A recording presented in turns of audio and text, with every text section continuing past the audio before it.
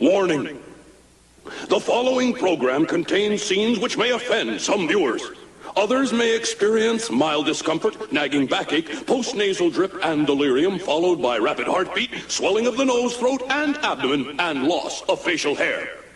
Repeated viewing of this tape may result in the loss of one's bodily functions, redistribution of facial features, premature baldness, and a difficulty in forming simple sentences. So, if you're seriously considering a rewarding, challenging career as a lawn ornament, this is the show for you.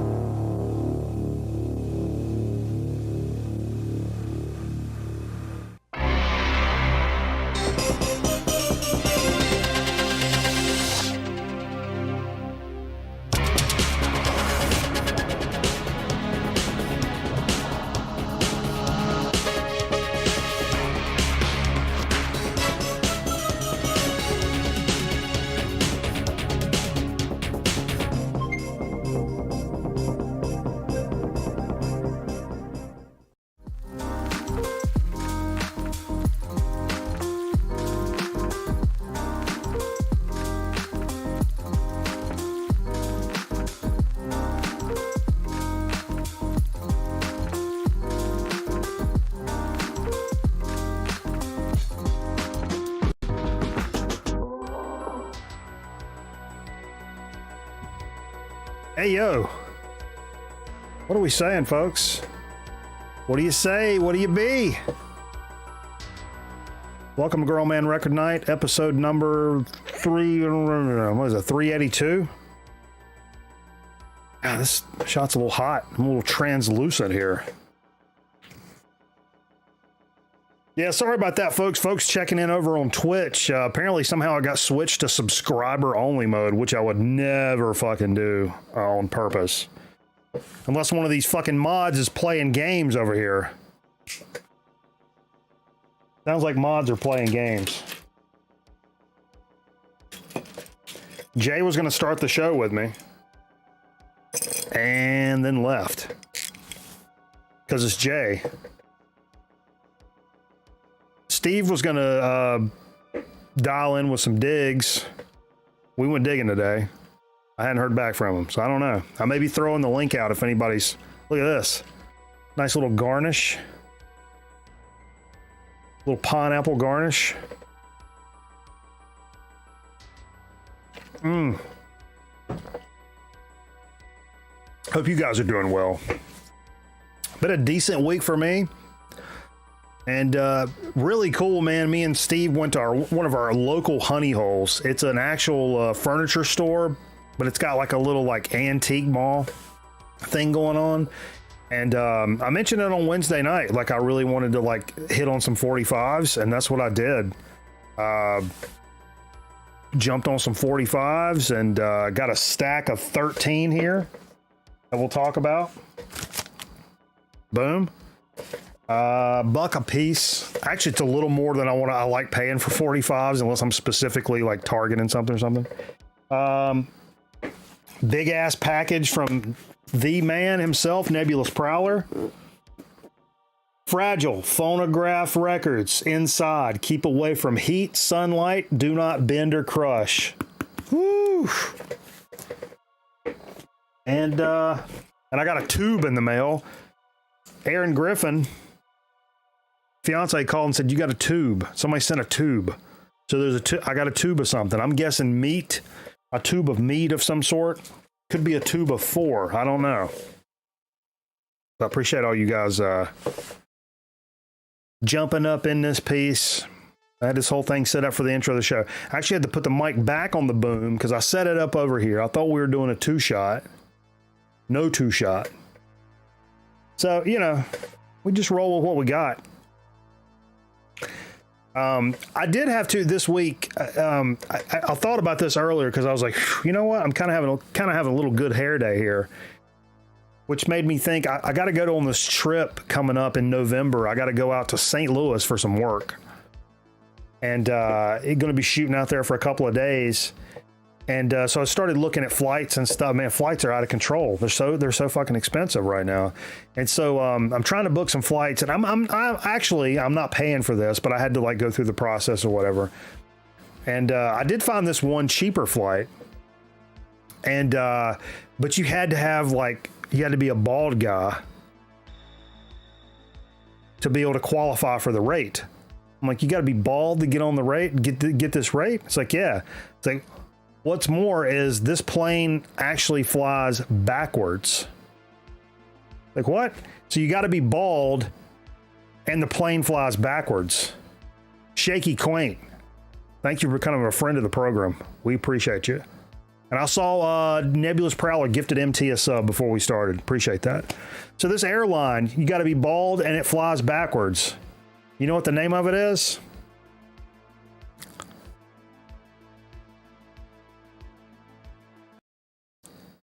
Receding airline.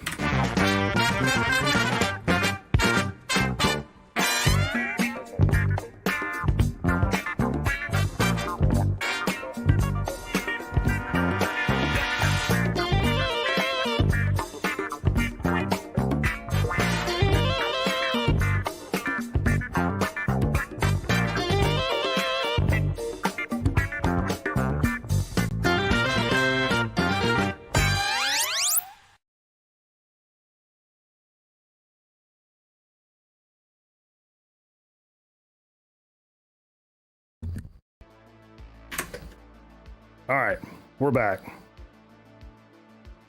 In tune and on time, folks. Good night tonight, man. Played some killer records, played some VCLT, some stuff some folks have sent us recently. Really feeling the vibe tonight. Pulled some stuff out not played in a while, and that always feels good. Always feels good. Trying to figure out what's going on in the world. Let me get my bearings here. Now I got to do this whole fucking thing by myself. We lost Loretta Berlin this past week. That was sad. Lived a fucking killer life, though. I mean, what are we saying? Fuck, now I can't find my shit. I can't read anything. Where's it at? I gotta pull it in. Hold on. I downloaded this picture, now it's not in here, and now I'm getting pissed off.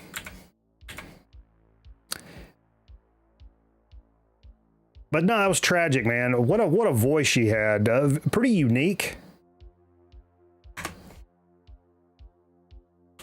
And just a classic country voice, man. And look at that guitar.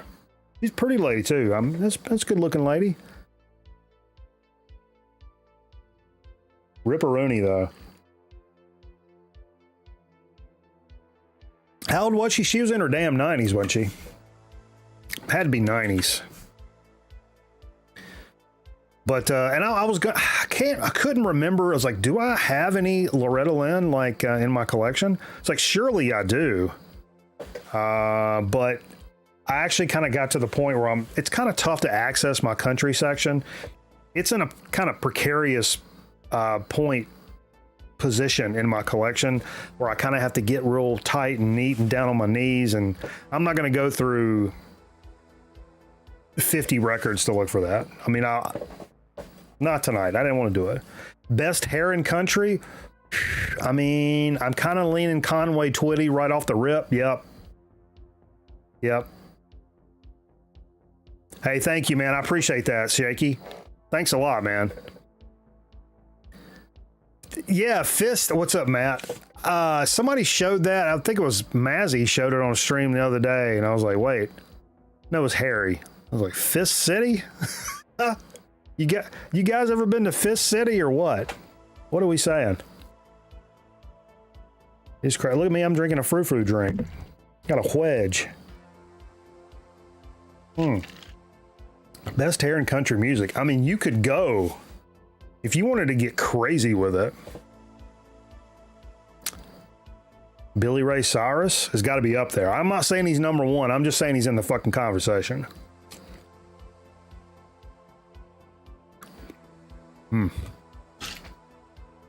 Fresh pineapple.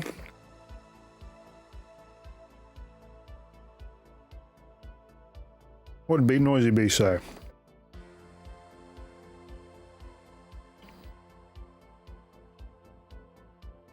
Left breast?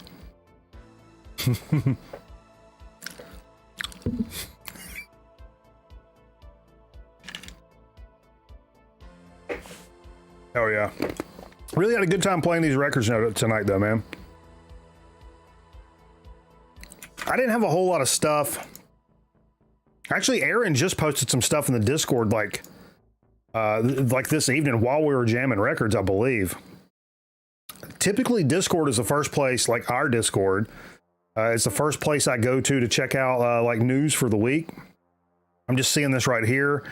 Sun has announced as a new tour as a duo. Big Sun fan. That's going to be cool. Steve posted his Eric Monbender recipe. Look at that. If you want the recipe, go on over there. I'm sure Steve would text it to you or whatever. Good stuff. A little gin, a little vodka, triple sec, some Simply Peach. Whew. A little sparkling lemonade. A hanker for a hunk of cheese. Yeah, I'm sorry too, Bill. Bill brings up a good point. This is something I should have talked about. I guess the 5 L's of my old band, we did a Q-Rates crowdfunded vinyl thing. You reach 100 pre-orders, it went through.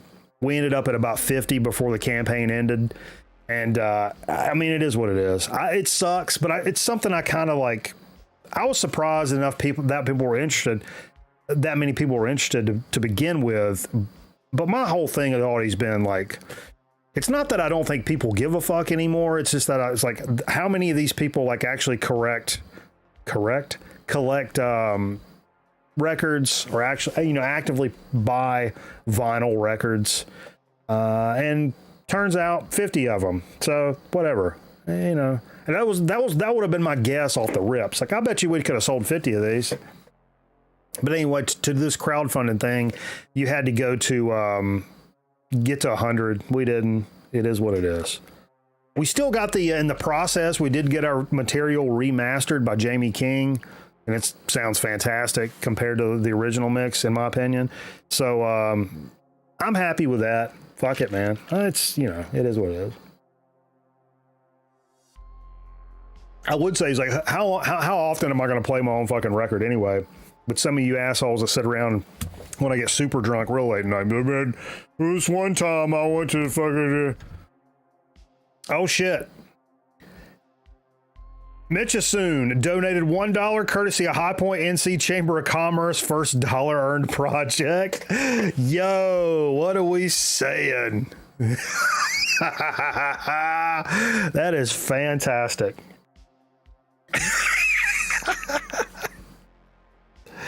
That is fan-fucking-tastic. NBA action is fantastic. What else were I going to say? Oh, I was going to say there's some other stuff in the Discord. Wasn't there? Somebody post some stuff? Oh, yeah, I wanted to bring this up. Aaron posted this about the Alice in Chains Dirt reissue. Apparently, that did really, really well last. I kind of overemphasized that. I apologize. Let's see what it says. According to Billboard, enter the chart at number 9. With 26,000 equivalent units earned. I don't know what that was. 22,500 copies of the album on vinyl. Wow. For a 30-year-old record. It's kind of crazy, man. But, I mean, you could have kind of seen that coming. My only problem is, you guys know my problem. Cheap. I'm cheap. It just came in a little too hot for me. Came in a little hot for me. What else is that? Anybody else got any news, any new business to bring to the table? I'm going to go through some of the stuff that came out today. And I discovered some stuff. Worst.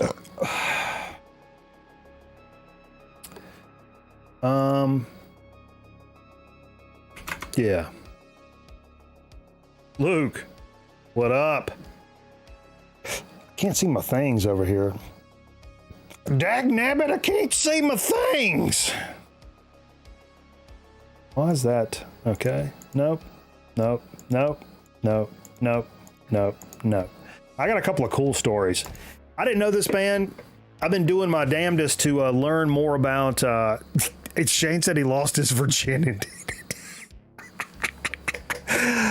Doing more and more this year. Really been concentrating on learning more about punk rock stuff. A lot of bands I didn't know about, especially like in the first wave, kind of late 70s vibe. And this is a band I didn't know much about. It's popped up on some streams that I've been, like you do like a Spotify mix or whatever. And this band has popped up and I really dig it. And just happened to see that they did a nice reissue of this album today. The band's called The Adverts, UK punk. I think it's 78. This is a two LP gatefold thing coming out today. A lot of people view it as an absolute classic. There's some live bonus tracks on this as well. Crossing the Red Sea with the Adverts is the name of the album. And I listened to a good bit of this today. Killer stuff, man. I really enjoy this record. If I ran across that, I would definitely be interested in picking that up. Yeah, really cool. I would say I don't want to. UK punk is not my favorite. I like it, but UK punk is not my go-to shit. But there's some bands that have really surprised me because I was always like. I mean, I dig the Sex Pistols, but the Sex Pistols don't blow me away the way that other bands do. You know what I mean? I typically don't like that kind of like that kind of singing. I'm kind of weird about, but this shit is really good. Adverts. You never checked out Adverts? Kind of give it a go. You'd never play it if you still had it. It's good stuff, man. I enjoy it. And I mentioned this not too long ago, but it's me kind of learning like not everything. I think early punk, there was a time where I thought things to be much more aggressive and hardcore. I knew more about what I was thinking of was like hardcore bands, but there's a whole like scene of stuff that's got like that punk vibe, but like it's not super distorted or screamy hollery or anything like that. And I'm learning that I like a lot of that stuff. Pretty tough, man, actually.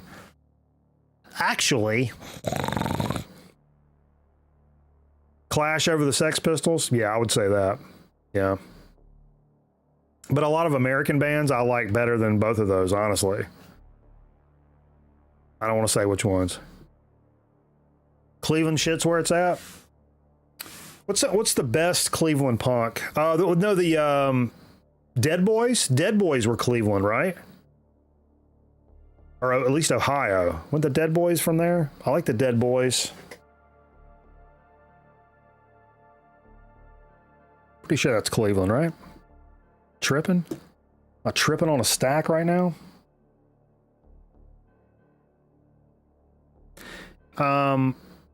Here's my cool story of the evening. So I saw this. I go to this website to check out like stuff that came out today, right? And I saw this name and I saw this album cover.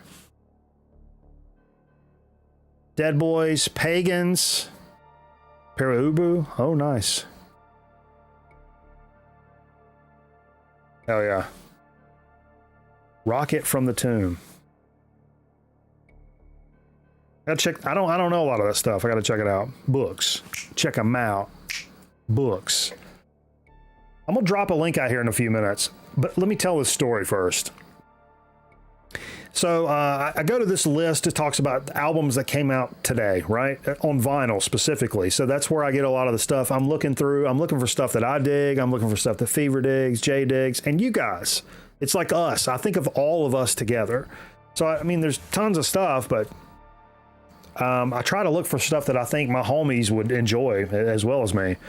I saw this and I'm like, man, wait, what? I knew the name, and the title of the album kind of caught my attention as well. Cat's name is Caleb Caldwell, and the name of the album is Forsythia. And they all kind of clicked for me where I'm like, wait, I know this guy. I met this guy. Fuck, I dug records with this guy.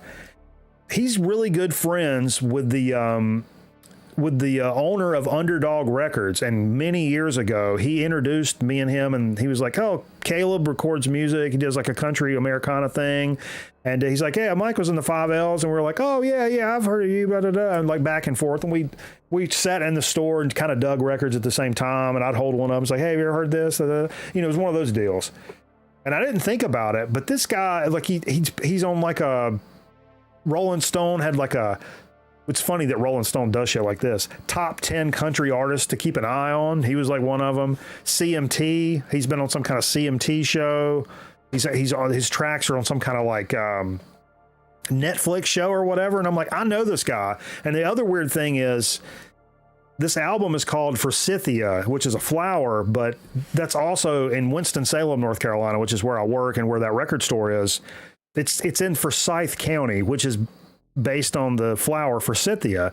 And so I looked at it, and it was like stuff, it was like, it was kind of a hearkening back to like where he grew up and all this stuff.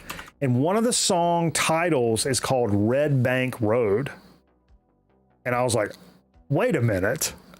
But anyway, if you dig this kind of stuff, I don't want to say it's not pussy ass bullshit pop country you'd hear on 98.1, nor is it hardcore outlaw country like Sturgill Simpson, like Down and Dirty, Rootin' Tootin' stuff. It's more like Americana singer-songwriting stuff, which I don't go for too tough most of the time, but it's done really well. Sam Bush, he played, it's produced by Jack Carter Cash, Joe Carter Cash, which obviously.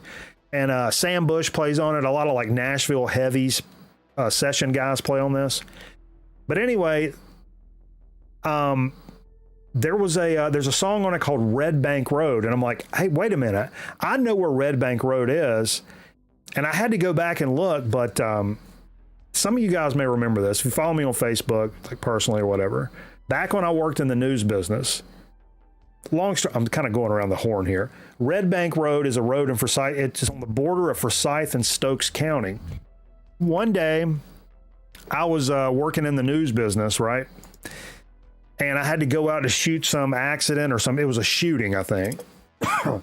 So I go out to chase this story they sent me on, and I go out down, and it's in the country, Highway 8, out in the middle of the country. Beautiful drive, beautiful. North Carolina is a beautiful state.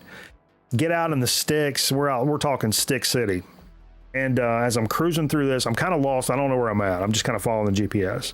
But I'll cross paths with this church, and I'm like, man, that is picturesque as fuck. But I'm in a hurry. And I'm like, okay, well, I look at the sign, Red Bank Road. Right? And so I go down, I shoot my dumb story, and I'm like, you know what? I could go around and come, I could go around to go back to the shop, right? But I double backed. I double backed on purpose to go to this church, and I got out of my car. It was like a Wednesday afternoon or something, and I laid down in the fucking grass with my phone. I took a picture of this church on Red Bank Road. Here's the fucking church. Boom. I don't know about you guys. I think that's a good looking picture. But this picture of this church I took is on Red Bank Road. And that's what one of those songs is. How about that?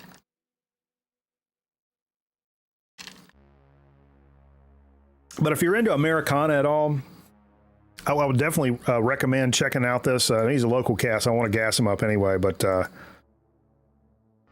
looking for a city. Wait, come here. Motherfucker. But yeah, check it out. Caleb Caldwell for Forsythia. Yeah, Zonk Man probably knows them roads out yonder, boy. Said hut. Man, this light is abrasive tonight. Making me look transparent. What's up, Vance? Seat of the pants, Vance.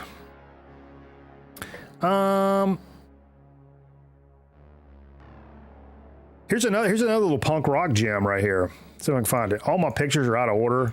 That's why I'm a little disheveled. It's like, oh, you guys make a rundown? It's like, yes, because we have to. You ever heard of Straight Jacket? Straight Jacket is like the first Swedish punk band ever from 1978. The guys split up eventually. They did like one record. Some guys went to Lick It, Elver. I don't know what the name of that. The Leather Nun, Blue for Two. But the record had never really come out. But it was kind of a mythical thing, that this recording. And apparently it's a collection of demos and a live recording from the last concert from 1978. People say it's like proto-punk city. Proto-punk city. DJ Trish said hut. Yeah, I was pretty impressed with this. Straight Jacket. You're right, Zonk. Around old Box Mountain Road, boy. Woo! Fucking hell. Fucking hell, boy. I didn't pull no BB gun on no girl.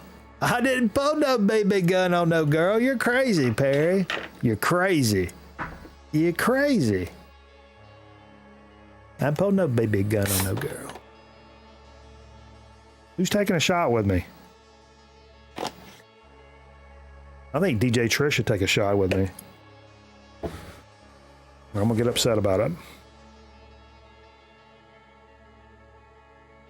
Here's to a great weekend, folks. Hey, is Doctor and the Kids streaming tomorrow night? Bill, are you streaming tomorrow night?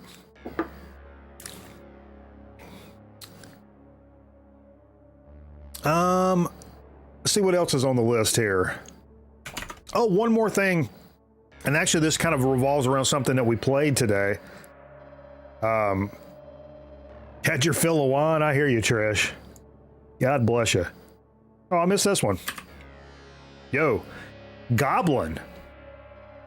45th anniversary edition of this, man. Where's my damn...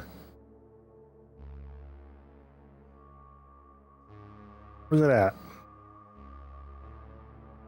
Where's it at? I missed my... Did I delete this? Anyway, it's a new like 45th anniversary edition of the soundtrack, but it's done as a high definition TV. Raw Power Eric Bauer gifting out a sub to the community. Thank you so much, homie.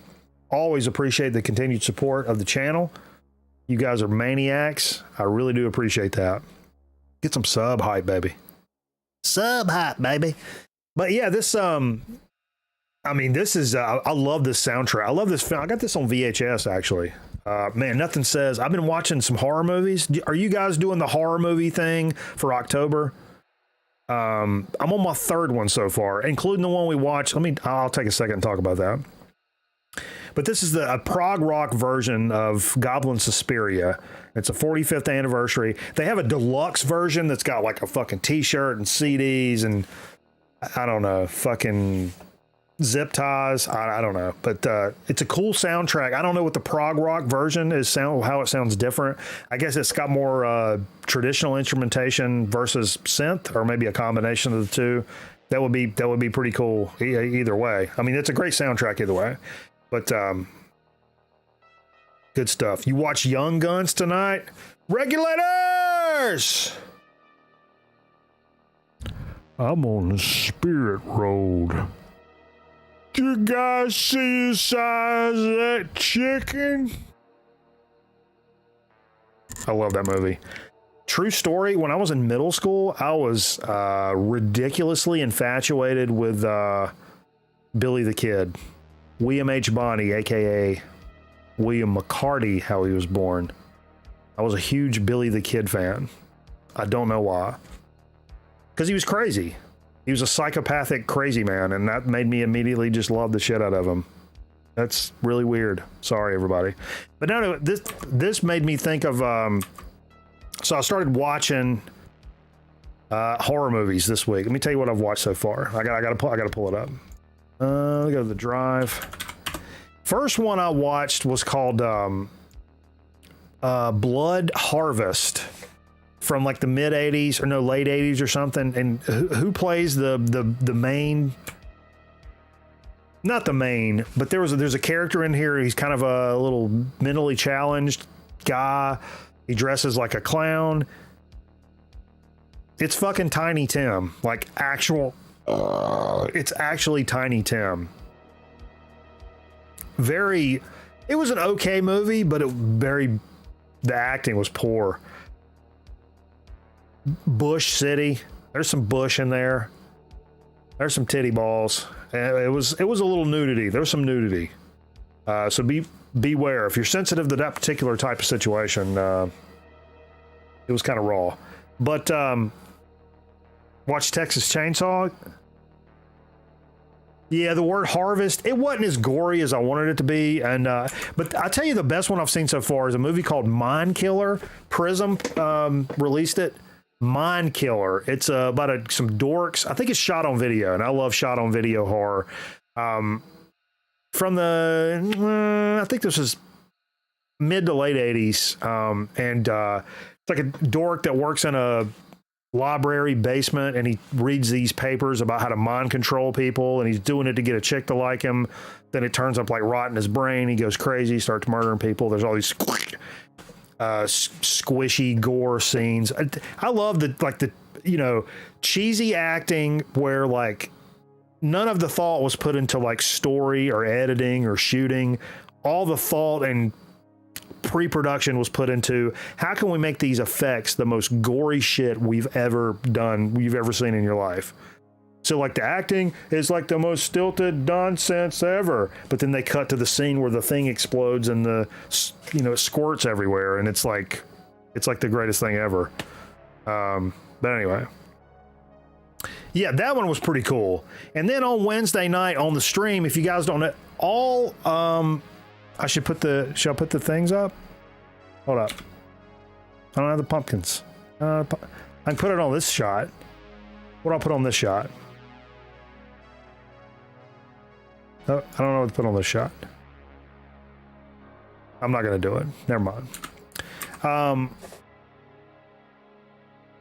All month long, we're going to be watching movies over on Twitch on Wednesday nights. It's going to be Scaretober-a-ween. I'm really making fun of how everybody like changes the name of Halloween and mixes October or not. It really pisses me off when people do that. Scaretober-a-ween. We watched Blades. It was a trauma thing, right? Like a later trauma, like 89, I believe. About a demonic lawnmower at a country club that starts chewing people up. It's supposed to be gory and funny. And people were like, man, this movie actually really works. I saw some things like, it's corny and like, it's a parody of Jaws. It's dun, dun, dun, dun, the lawnmowers running around chewing people up. It was kind of fucking terrible. I didn't like it, man. There was not enough gore and not enough funny. And I think it's a problem of that they were trying to be funny. I want to laugh at the shit that's just terrible by nature. Not that bad comedians are trying to be funny. One thing I don't like is a bad comedian trying to be funny. And the VC's got a bunch of those. Get me started. Jesus fucking Christ.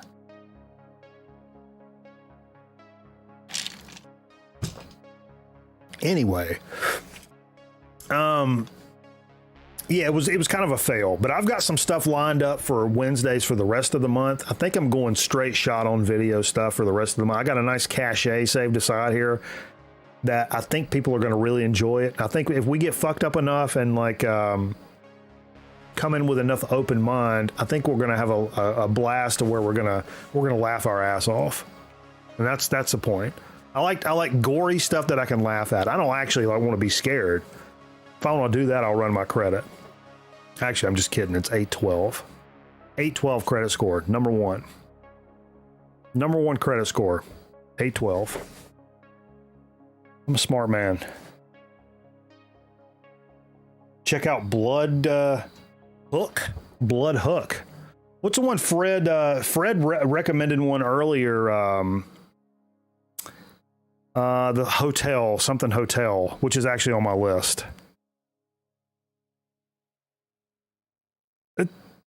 Desperately seeking acting lessons. Oh, that's hilarious. Oh yeah, we need to get Wizard up for a Motel Hell. That's it. Hey Vance, yeah, that's it. Motel Hell. I've never seen it, but it's on my list. Is that a really good one? I see like a lot of people have seen that one kind of skipped over me. That's on the list for this. I'll put it toward the top of the list. Chopping Mall. I watched that last year, if not the year before. But anyway, did I do all the stuff on the? No. I got one more record album to talk about. You guys like record albums, don't you? Get off that. Get off it. Get off it. Oh, that's it. I had no idea this was a thing, but apparently, and we played a little bit of the old shit today. I actually texted Jay. I was like, dude, Jay took the fuck off. He said, oh, I got to get up early. I'd already had the mic set up and the 2-shot and everything. And he was like, no, I got to go. I'm like, motherfucker, I didn't set the whole thing up. So I had to put the mic back on the boom arm. Then I'm getting ready to throw the link out. We're gonna have some fun. We're at the fun. We're on a date. We're having fun. Did you guys know there was a new Cult record that came out today? I'm a recent convert to the Cult, man. Last 10 years, I'm like, yo, that's what the Cult? I used to get the Cult and the Cure confused, and now I like both of them. Just Barry J. alive. I know. But I listened to this today. What's the name of it? Fuck, I forgot the name. Whoa. Under the Midnight Sun. 11th album for the Cult. I dig it. It sounds really good. If you're a Cult fan, if you like classic Cult sound, boom, you're all the way. Oh, Skinny Artist gifting a sub to the community. Thanks a lot, homie. Thank you so much. Appreciate that support, man. Holy shit balls. What are we saying? Thank you so much. If you like the Cult, as I do, you'll dig this record. There's a couple of points. I listened to a good bit of this today, so I got a little bit of insight here. There are a couple of places where it goes a little bit. There's a little bit of an electronic synthy vibe that is a little bit askew from your classic Cult vibes, but not. I wouldn't even concern yourself with it. If you liked it, the early Cult, or even the last Cult, the one that Jay brought over, the Honey with a Knife or whatever that's called, that album's great too. It sounds great. My beef, the cover art, that's garbage. I get it. I see what you're trying to do. Nah, come on, son. Come on. I don't like the cover. I don't like the cover. The Cure is 10 times better. I like them both, man. I like them both. I mean, like, I've come around to both of them. Beef with Barrino? Yo. What are we saying? We got to get some beef graphics up here? I can't even see. How about a Jerry graphic? Wait. What is this graphic? Why do I have multiple graphics? Well, that's the wrong Jerry. No, not you, Jerry. That Jerry. Jerry. That's inappropriate. Yeah, that cover's weak. But album sounds good, man. I gave it a pretty fair listen all the way through. I can honestly say it's worth a pickup. Because what's the one that Jay owns it. Well, I'm looking it up right now because I'm pissed off I can't remember it. Choice of Weapon. It looks like Looks like this right here. That cover right there. Little horned gentleman. I remember when Jay bought that. What was it, like 2009 or 2012? And Jay was like, "Hey, I got the new Cole record," and I'm like, "Dude, get the what do we do? Are we in a fucking old folks home over here?" And put it on, and ended up like giving me like a digital download. And man, I play that shit so fucking often when I'm like kind of cruising down the road, and I'm like, man, I don't really know what to be playing right now. That pops up a lot because there's one called "Honey from a Knife," and I just like, man, what a great fucking song. It really is. I wouldn't lie to you. I would if y'all had some money and shit, or maybe some weed or something. I'd lie to you. Yeah, you look pretty, girl. Shit. I don't look at no other women. Y'all don't know nothing about nobody. I was gonna pull something up. I'll pull something up. All right. I don't know where I'm going. That's this is a good sign. That's literally all I had on the rundown for the evening. Hey, good luck, everybody. That just means it's time to get. I'll tell you what. I'll throw the link out there if anybody wants to jump in here. I still got to go through what we played and shit, and I'm gonna be running my mouth. But invite, and I'm gonna be blue.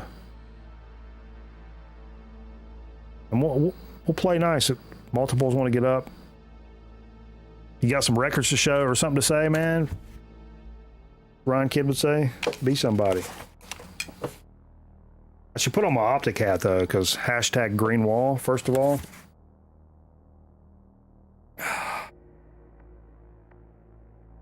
But if I got to put on headphones and ruin my hair anyway, I might as well put a fucking hat on. Am I talking to myself here?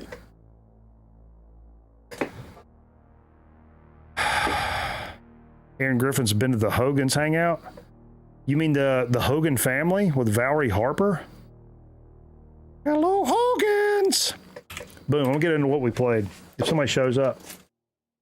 I bring your motherfucking ass up here. I didn't test this, so it could go sideways. I don't know. I don't be knowing. Oh shit, we got Aaron Griffin already here. He's a good one to try this out on. Can you hear me, Aaron? Aaron Griffin. Can you hear my voice? Yeah. Can you hear me? Yeah.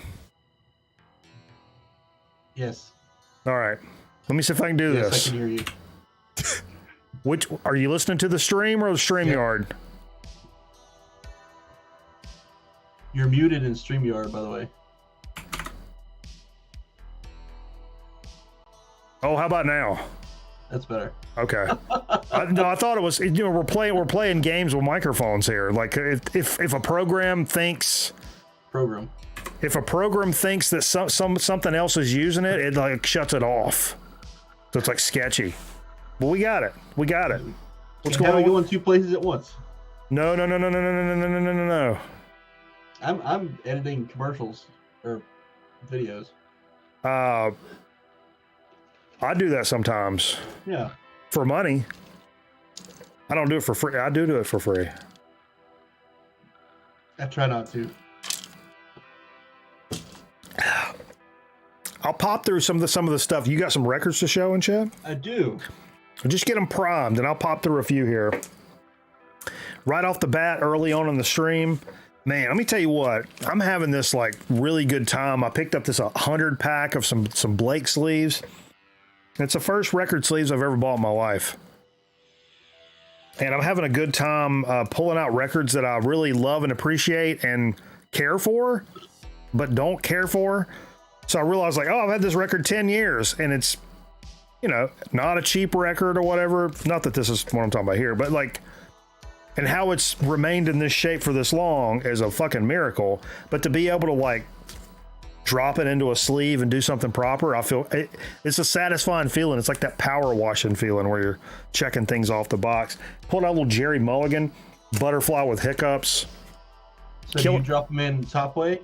or sideways? I do. I put the records on the back.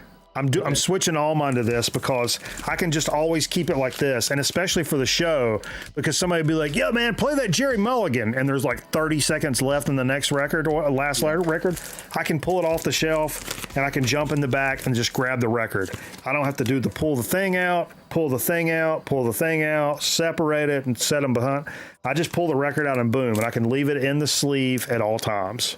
And a lot of the stuff I've bought recently from people that actually know, what they were doing, it's not even like sealed. They've already done that. They've separated it. Yeah. Keep it without, in the.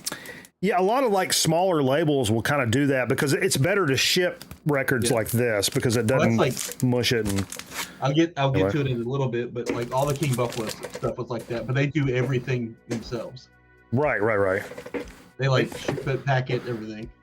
Shane wants to know if you like the Cult or the Cure better.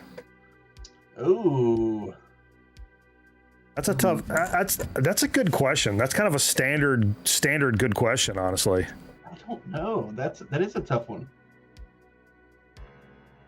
I don't know. I have to circle back on that. I'm probably if I have the Cult at 100. No, if I have the Cult at 85 or 90, I've got the Cure at like 75 or 80. They're really close, but I think the Cult's just a smidge ahead. I wouldn't kick either out of the bed.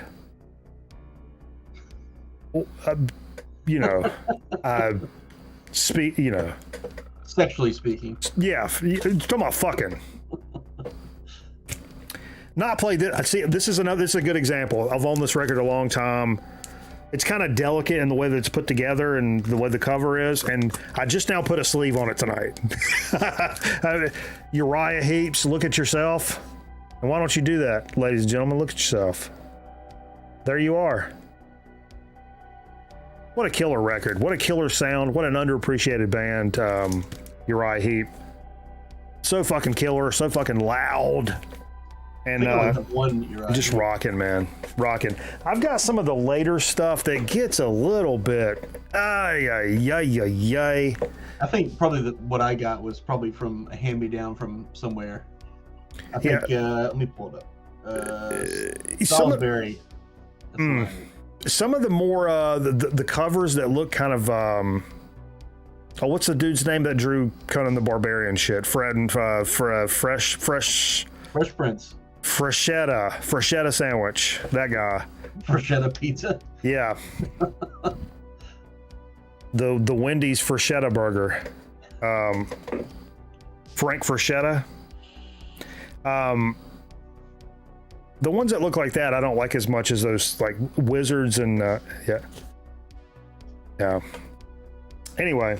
This was VCL. This is a little thrift store pickup from a few weeks ago. Rufus Thomas walking the dog. Played side A a couple weeks ago. Dropped in and played side B tonight. This wraps this up. Woo, baby, look at this. Motherfucker knows what he's talking about right here. No. That's walking the dog. Every time I hear, I probably said this when I bought this record. When I hear the term walking the dog, and that, in the classic 60s sense, that means you're just showing off, showing out. And when I used to play pool with my dad, I was a good pool player, and I would knock a few shots in a row, and my dad would get out like the Ric Flair woo, boy, Michael's over there walking the dog, ain't he? And everybody's like, yeah, that boy can play some pool now. But my dad would always say, walking the dog. So that's what that makes me think of. Shane cashed in some banana bucks, which he didn't have to, but he did. And then I said, I gave him a little shout out, some homies that were hanging out in the house. And I said, well, he cashed in the bucks. And I said, well, you got to pick a record now. He picked the dynamic duo, Jimmy Smith and Wes Montgomery, one of my favorite records, Black and Silver Verve, one of the best covers of all time. I used to think those were hot dogs. They're sandwiches. But yeah, either way. Good stuff. Winebender cashed in some banana bucks. Some of the only early stones I have out of our heads. It's not in the greatest of shapes, a little crackly and popply. But yeah, Demons and Wizards. That's what I was trying to say. Sorry. Rolling Stones over the Beatles. I would agree. And actually, I'll take Kinks and Animals probably over both of them. I think I'm Kinks and Animals, and then I go into Rolling Stones, Beatles. But it could be a question of oversaturation because, you know, there's not a lot of. That may be not true. I was going to say there's not a lot of Beatles songs that I just wake up and I have to hear. There's been times across the universe. Way over Beatles. Stones way over Beatles? Yeah. For me. Yeah. I think just like most of the thing, I mean, I think the Beatles are absolutely amazing. That kind of goes without saying. But I think other people and the saturation and the especially saturation of conversation has ruined it. I would agree. Yeah. Stop fucking talking about it. I don't want to hear about it anymore. That's like. Have you ever seen the Stones live? No. I saw them probably when they come here. 2015 maybe. They came to and played Carter Finley. Dude, low key, I think we may all go see Maiden. Are you gonna go? Jay sent me a text. He was like, "Hey, they dropped the price. The upper levels are like $38.50 now." Oh shit! That's totally worth it. And so I think me and Jay and Steve and Finn may all go to the Maiden show here in Greensboro, and it's local, so like it's not even like a travel thing. Even though it's a Tuesday, choose it or a Monday. Have you seen it before? No. Oh really? Dude, I've given a fuck about Maiden for like 2 years. Okay. I used to hate on Maiden so hard, and now I'm like, what the fuck was wrong with me? This is the greatest band of all time, for fuck's sake. The year that I saw Ozfest, which I think was like 2005 maybe, they did like the first half of the tour, and then Velvet Revolver played the half that I saw. Ugh. Which was fine, but I was like super disappointed. So when I first bought my ticket, I was like, sweet, Maiden's on the main stage. No, that was just like the first couple weeks of the tour. Yeah. Maiden's in Greensboro, Eric.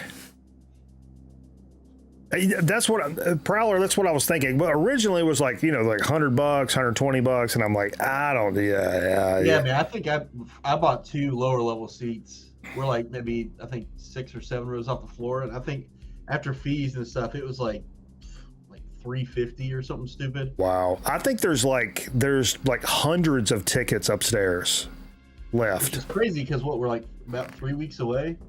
Yeah. So we need to pull the trigger, but like it's like I'll do that. $40. I mean that's you're gonna spend that on a record. Well, maybe not you. What? Come on. 4 records. Sorry. Hey, does this look like $13 to you? It showed us to me. Vance just saw this past Wednesday, dropping videos tonight. Oh, sweet. Says go. Yeah. I mean, I'm thinking, man, I've watched a bunch of like YouTube videos of their current tour, and their stage show is awesome. So they play like some of the new stuff. I think like the first like 30 minutes or 40 minutes, and then it's all older stuff. Nice. And I don't mind, the new shit's good too, man, but I can't sing along to the new shit the way I can the old stuff. Yeah. And I'm for a fucking 45-year-old man, I'm playing fucking catch up with Iron Maiden, so I'm still like a noob. You can officially buy a patch for Iron Maiden. It's true. Do they have patches? They've got to have patches, right? Vance, do they have patches for sale? Vance is a merch guy. I'm a sucker for a tour shirt. Yeah, I've got my. I don't care if they have my size or not. I'll frame it or whatever. I don't care. I got my Elder patch right here, and I got my Mono Lord patch. Hey, I have my Elder patch sitting here too. Patch Brothers. Some reason that sounds like scrubbing dicks, and I don't know why. It shouldn't. There's nothing wrong with that statement, but it 100% sounds like scrubbing dicks to me. Not that there's anything wrong with that. If scrubbing dicks is your deal, baby, scrub away. What do we say? What were the prices on shirts? Like 40, 50 Oh, that's what I was wondering too. I'd love to get a shirt. Hey, speaking of what, we're talking about the Cult and the Cure earlier, whatever. This is what Jay took off, and I got his record. Ha! Fuck you, Jay. The Cult's electric, but this is a reissue. I don't know when this is from. I don't know jack fuck about this reissue because Jay took off. But what this has on it, we played the main shit tonight, which has that song that was on Whitewater Summer. What's it called? You ever seen Whitewater Summer, Aaron? No. With Kevin Bacon? It's like an Outward Bound thing where they live up in the mountains camping and shit. Dude, go find Whitewater Summer. Shane, you have to send Aaron a link of Whitewater Summer, like a little like janky jank link, so he can watch it. Don't post it in the chat. We'll get eliminated. Aphrodisiac Jacket, that song. That's one of my favorite Cult songs. And again, just like Maiden, I'm kind of a noob. Aphrodisiac Jacket is when they're doing the Devil's Tooth on that movie. And also I love Honey from a Knife on that record I was showing earlier. But anyway, this reissue sounds killer, man. And but there's an extra disc that has a lot of the demos and shit, and it's from when the Cult was like super goth and fuck. They were like, Goth City. Not heard this, but since Jay left it over here, sucker, I'm gonna listen to the shit out of this weekend. Maybe there's a download code in here. You know what? Speaking of which, I talked about this last week a little bit, but the fiance found this shit like in storage or whatever. It's a fucking little portable CD drive or whatever, a little USB drive. And I hooked this bitch up last week, and Saturday was like Edible City, and there's 2 stacks of fucking legal Delta 8, mind you, legal North Carolina. 2 stacks of CDs that I've picked up in the last couple of years, like waist high, stacked side by side, boom, boom, boom, like.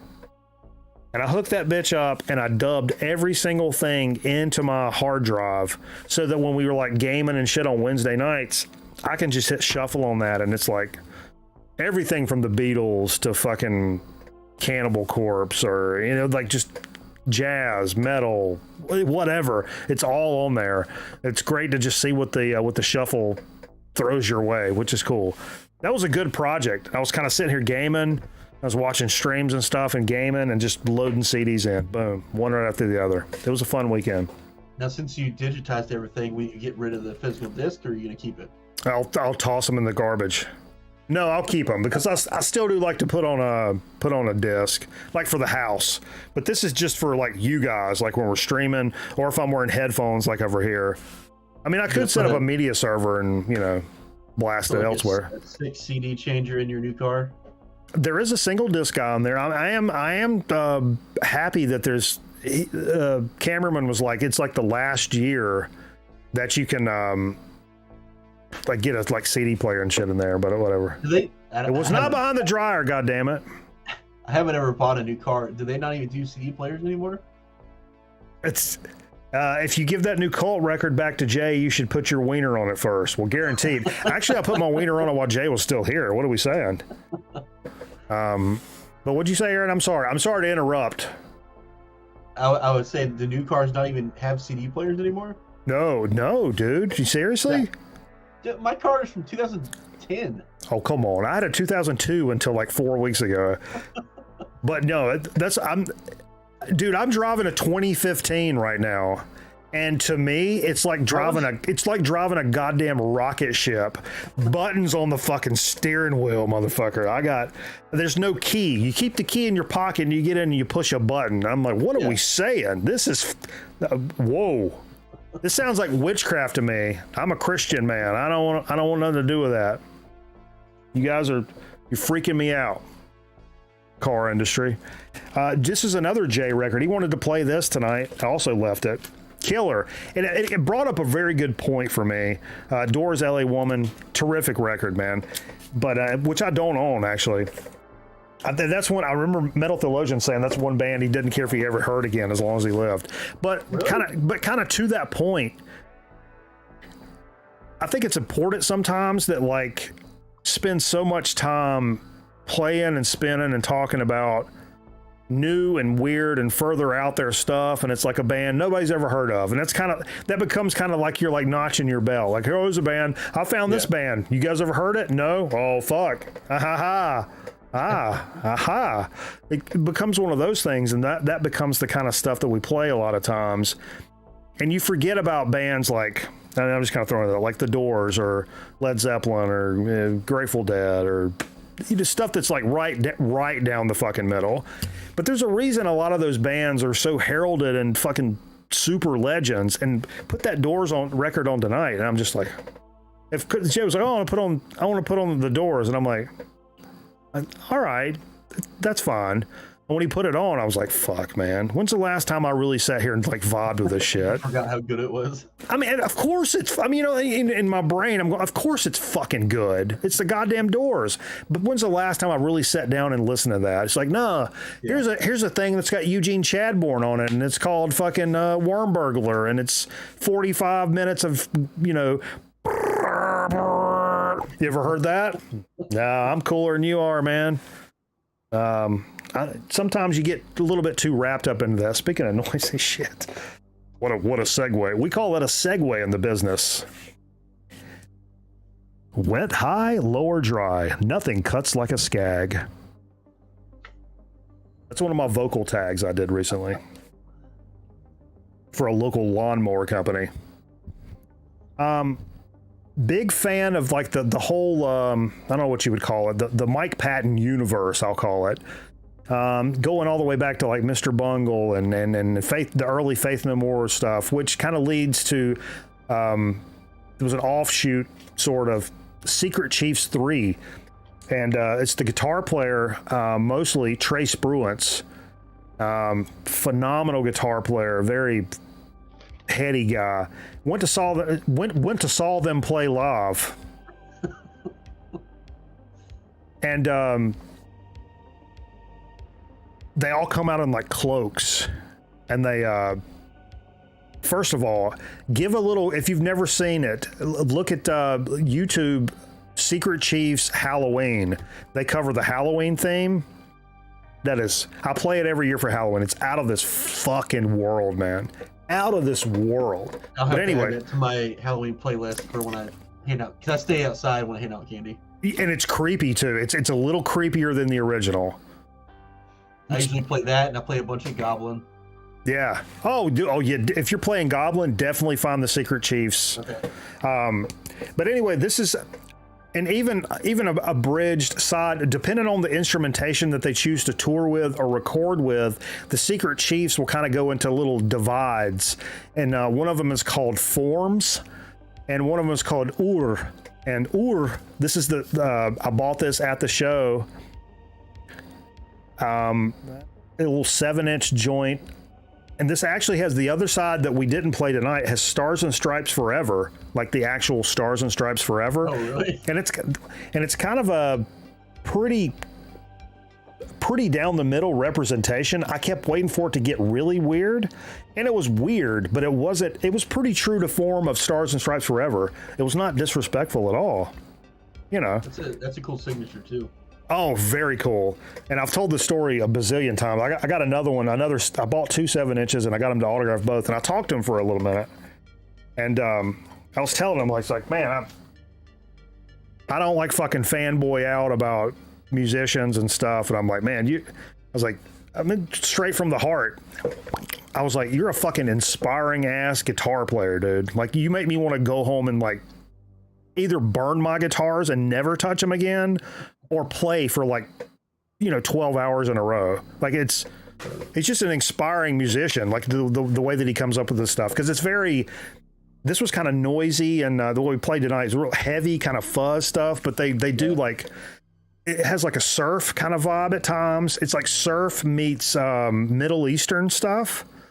So a lot of that, like what you would hear on like an Ohm record, like that kind of like Middle Eastern kind of vibe, they do that mixed with like surf rock and noise and heavy fuzz and stuff, and just a incredibly killer combination of sounds, expert musicianship. And they take it seriously, even though it's like it's kind of weird and it's not being funny or like coy or whatever. But anyway, got sick of the Doors years ago, Carl said, but yeah, a hiatus. That's what it is. You take a hiatus from these bands, and then you're like, Jesus Christ, man, what am I doing? Like this stuff is legendary for a reason. I mean, even the Beatles, the Beatles is a prime example, because like I won't play it here on the show and I won't talk about it on the show really, but like, dude, I fucking love the White Album. Like, and if it pops up in the car, I ain't fucking skipping it unless it's a fucking radio song. It's fucking killer shit. It's killer for a reason. I mean, you know why it's killer. But that's why we don't want to talk about it. It's like when Tom Brady played for the Patriots and everybody was like, oh, the Patriots are good this year. And I'm like, yeah, I don't want to talk about that. Of course they are. I don't want to talk about it. VCLT from our good pal Shane, one of our oldest pals on the channel ever. The New Chats record, Get Fucked. New Zealand fucking punk rock. Goddamn, I'll call them legends. Brand new record just came out a week or two ago, man. It's so damn good. And some of the prettiest vinyl, man. Most unique vinyl. It's black, but like with a splatter. Oh, that's cool. Yeah, it's really cool. Really cool. And sounds really good. Again, thank you so much, Shane. That's like a fucking, man, what a gift that is. Jay wanted to play some other shit like later. Actually, he wanted to go to some Van Halen. I was like, I got to do something to break it up a little bit. And it's another one. I loved putting a little sleeve on this because it's never had a sleeve in all the time that whole time I've had it. DJ Shadow preemptive strike, and this has what color your what's it called? I always fuck it up. What does your soul look like? I played part 1 of that, which is a 13-minute track. So it was a one-off, but it was a long track. Killer stuff. We always play Introducing, which is my favorite, but this is another one I own that's super fucking killer. You guys don't know DJ Shadow. Legendary digger. I mean, he's a digger. He puts us all to shame. Not all of us, but like just his first record was comprised of nothing but samples he found from records like in basements and thrift stores. Everything. It was just samples loaded in. The entire record. It's the first time that was ever done. And I'll always love DJ Shadow. Speaking of which, speaking of DJ Shadow, Cut Chemist's birthday was yesterday. Them two together, those 45 sessions they did, Brain Freeze. Oh man, there was another one called Product Placement. If you've never listened to those 45 sets that they did together, some classic soul and funk breaks with some scratching on all 45s. It's my favorite. It's my favorite moment in DJ history, honestly, is the Brain Freeze shit. Hey, you, hey.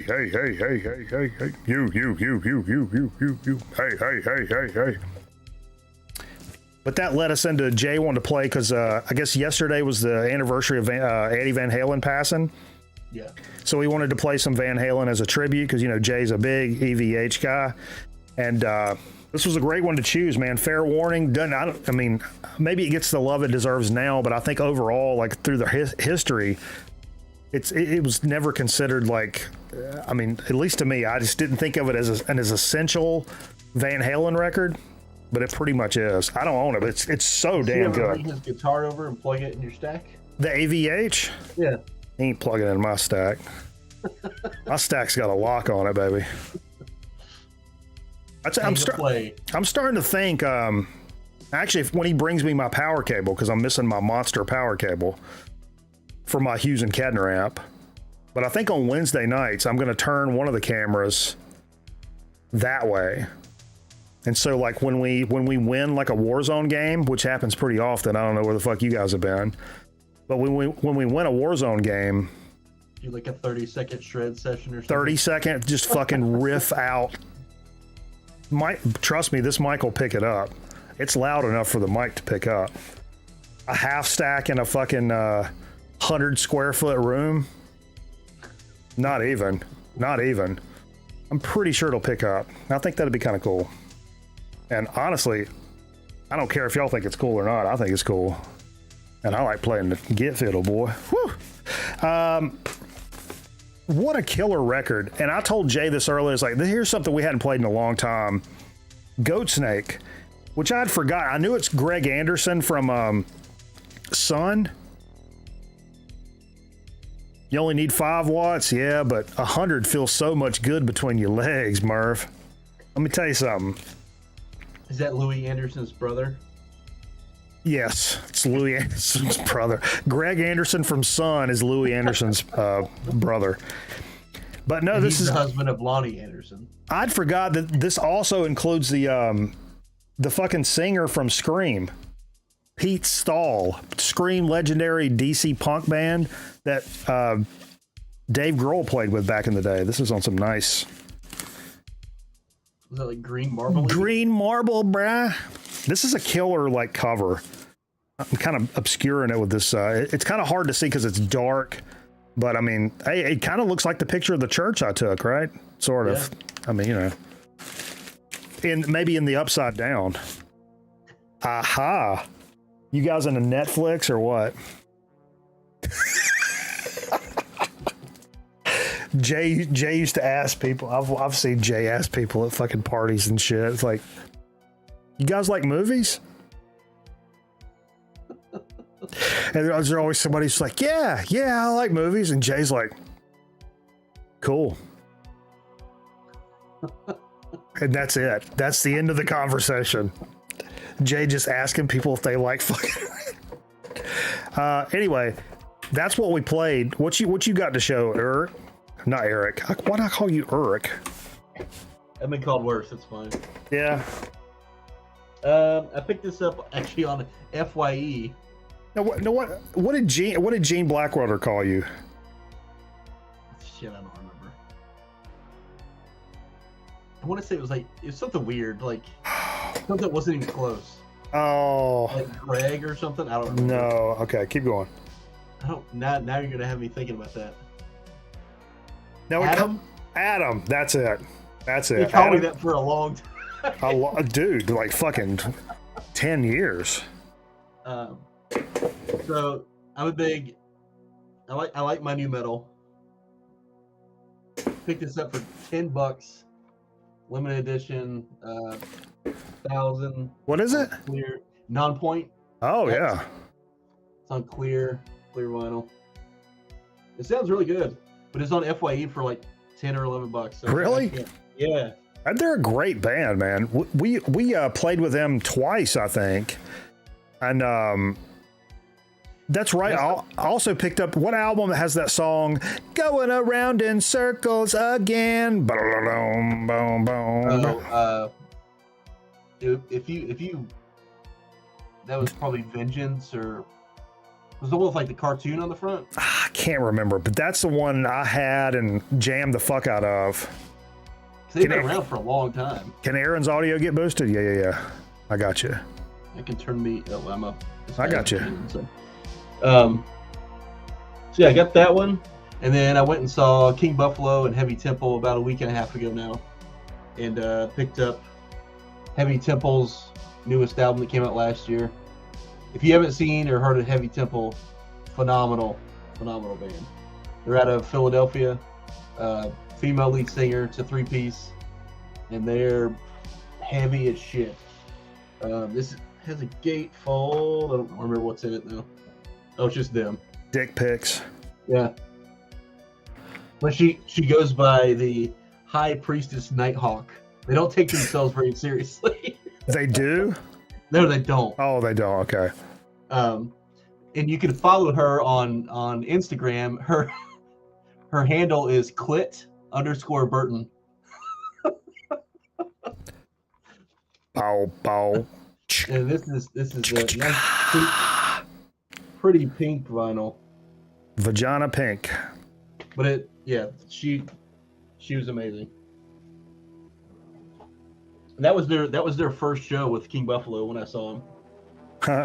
Atticus said his name's Sam and he worked with an old dude that called me Vince for like 5 years. And of course, at shows, especially smaller bands, I always like to buy a bunch of merch. So I bought a bunch of King Buffalo. I bought four records. Wow. They had everything there. Good for you though, man. That's like putting gas in their tank, like Yeah, actual. they weren't too bad. They were $25 a pop. So I think in all the merch I bought, it was like maybe $180. But I got like 5 records, a shirt, a pin, A pin? Yeah. Oh, for your Crocs? Bands should start making little Croc charms. Dead Star. Yeah, that's a great album. I'd put some on my. I don't have any charms on my Orion. Crocs. Do you have this one? Who is it? King Buffalo. Oh, I don't own any King Buffalo. Oh, really? I know. Everybody thinks I have so much. I hype them up and talk about them, but I don't own any of it. There's the other one. Yeah. And then I bought their newest, which is I didn't really enjoy it. You said you didn't? I really do. Oh, okay. Got it signed. This is, I don't know if you can see this really good. Where's it at? This right here is the lead singer's signature. Isn't that awful? Oh my God. It's like an S. Yeah. I was like, is it an S or a B? I don't know. Is he a snake? I'm a snake. But I'm a snake. I saw them at Cat's Cradle. Did you ever play there? No, I've seen shows there. No. So it was in the back room. It wasn't even in the big room. Wow. So it was like maybe 150 people.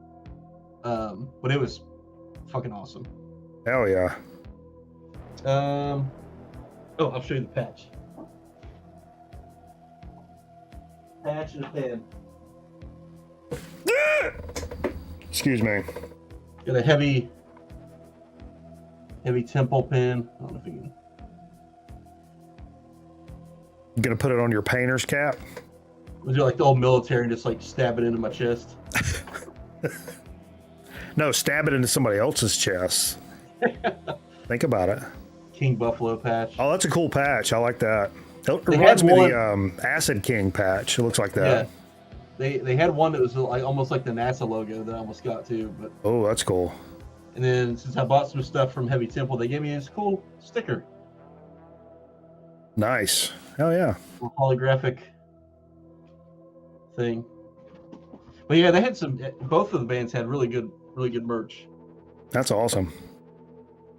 Heavy Temple was selling their own dugouts. Really? Yeah. Oh, that's cool. Boom. I'm pulling up Steam. Got to launch some marbles here. Where is my head? Pulling that up. Let me see if anybody else is waiting backstage. Nobody else is waiting. You can chill. Well, I'll throw I need to get off and finish editing. Oh, okay. Well, go ahead, dude. Gotta run. Whatever, bro. I gotta work in Charlotte Sunday. Shooting racing. NASCAR.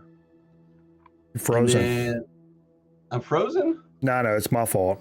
It's my fault. Why could you pulled up Steam? Yeah, to alt tab. I'm alt tabbing over here. You was? I'm sorry, man, MT. See, Aaron, you see what you did? Metal Theologian was backstage. What? Oh, no. Now he's mad at me. I'm banning myself. All right, man. We'll catch you on the flippity flop. See ya. Later. Aaron Griffin, ladies and gentlemen.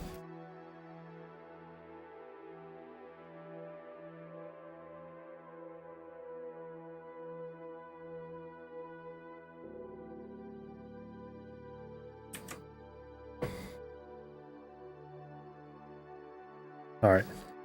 Sorry, that kind of freaked me out. I'll put the link back out. If anybody wants to jump in, MT, you want to jump in? Fuck, we'd love to have you, boy.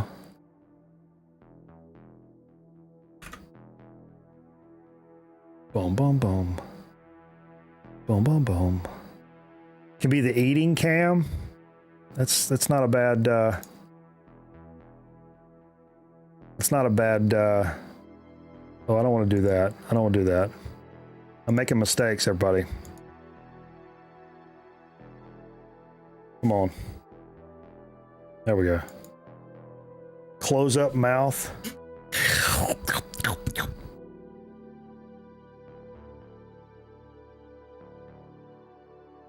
All right, exclamation point vote, then the number of the track you'd like to run. Exclamation point vote, then the number of the track.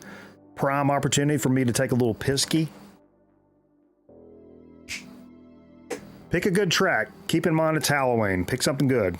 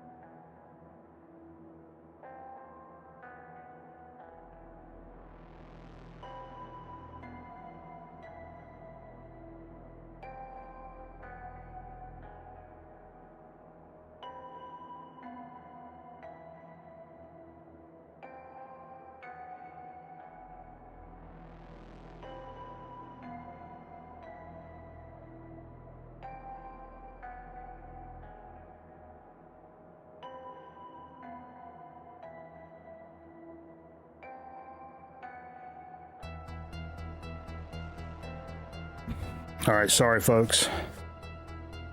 Let's see what we got here.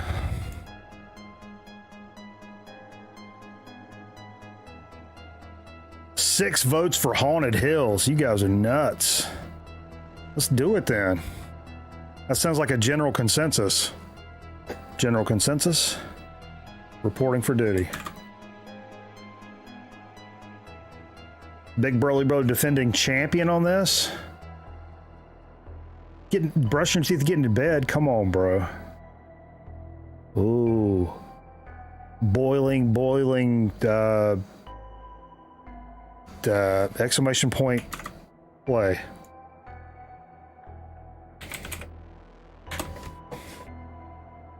Jump in. Get a good spot.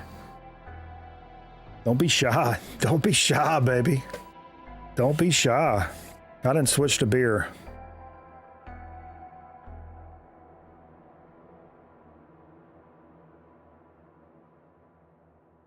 Cheers, everybody. Should probably do another shot. Have I done one or two shots? To be honest, I'm counting on you guys to be honest. Wet high, lower dry. Nothing beats a skag. Should I start a Fiverr page? I've got a reel. I've done 3 shots? Come on, I've not done 3 shots. DJ Thunder, what's going on, baby? Hey, Thunder, I got a video. I picked these up from one of our honey holes. Don't say what it is. Today. I've been on a big 45 kick.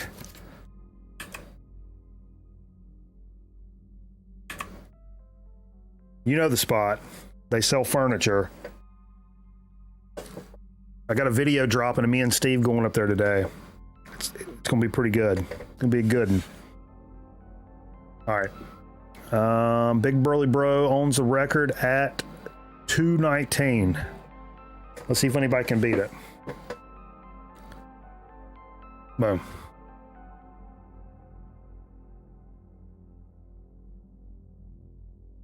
I was just saying, the only people that know about it is DJ Thunder and Chris from Dixieland Farm. That's it. Oh, here we go. Oh, what do we got?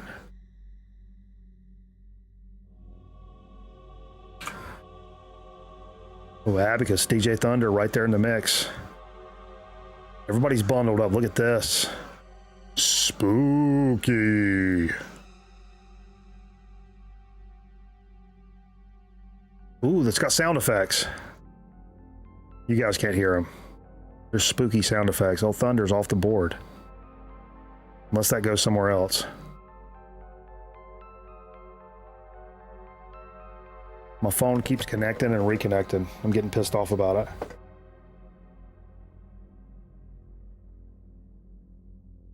Everybody's still all bunched up. People are ahead of the ghost.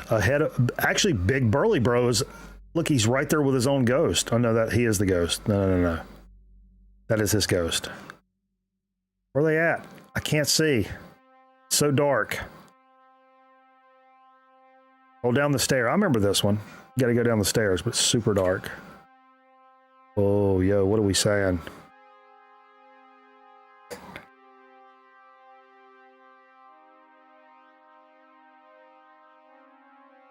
Can't see where the fuck it is, man. Oh, no. I don't understand what's happening.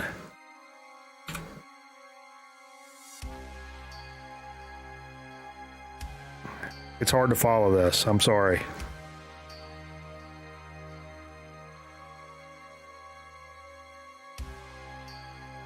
This is really weird. Oh, look at Record Night. Looking good.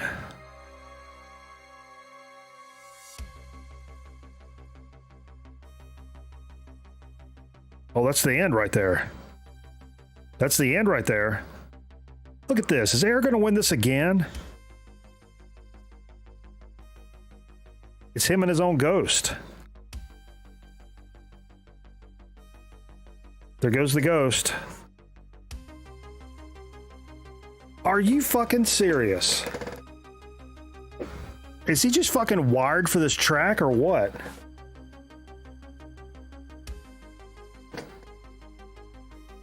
Big Burly Bro again. I don't think he beat his own record. Let's see. No. Record was 219. He came in at 222. He's like fucking Michael Phelps on this shit. Kron in second, right behind him. Wow, and Wizard right behind that. So is Aaron. Like, oh, everybody's right there bunched together. Holy shit balls. GG's to everybody, but damn. Eric just coming in strong on that shit. 2 times in a row on that shit. That's crazy talk. That's crazy talk, folks. So I'm getting ready to get into Dig of the Week. And I'll drop it in here again if anybody wants to come up, share some records they picked up. But boom, let's get into Dig of the Week. I had to pull out What a Knife because we got some What a Knife type material to share tonight. We'll start with a tube. I got a tube in the mail a couple of days ago. Fiance's like, yeah, you got a tube in the mail. What you mean I got a tube in the mail? No, it's today or yesterday. A tube. I was like, I bet it's got me. I didn't know what it was, and then Aaron said he sent it. Aaron Griffin sent it. I said, well, if he sent it, I bet it's a tube of meat then. I bet it's got a bunch of meat in it.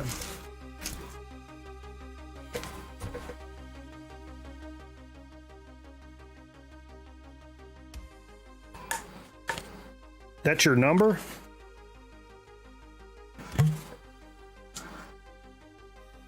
Don't smell like meat. Hey, yo.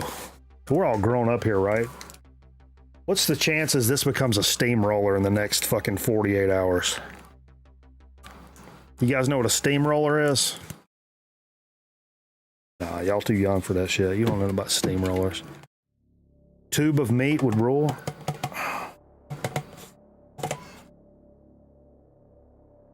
Oh, it's a piece of paper.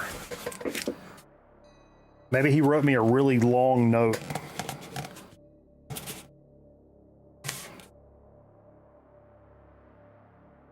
This is a really long note you wrote me, Aaron.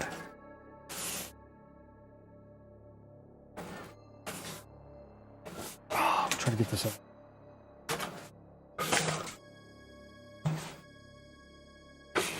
Oh.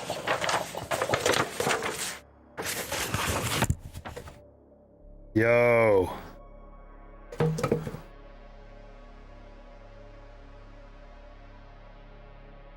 Man.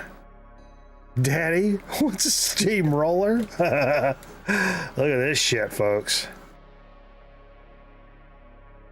Man. Little dope smoker action. Aaron, you're a maniac. Thank you so much, man. We can find... May go on the back of the door coming in here.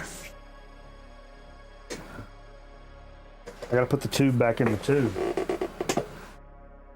That's super dope, man. Thank you so much, dude. Hell yeah.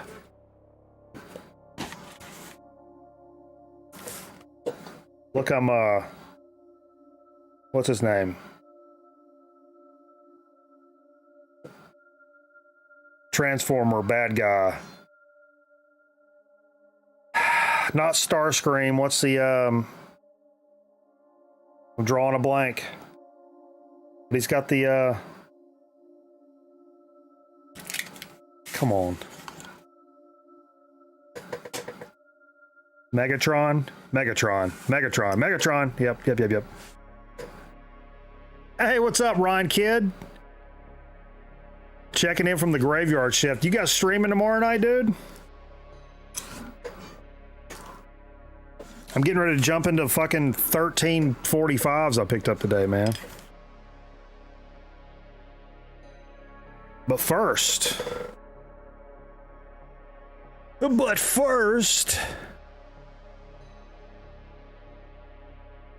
in the flesh. You love to see it. You guys check out Doctor and the Kid tomorrow night. Whew.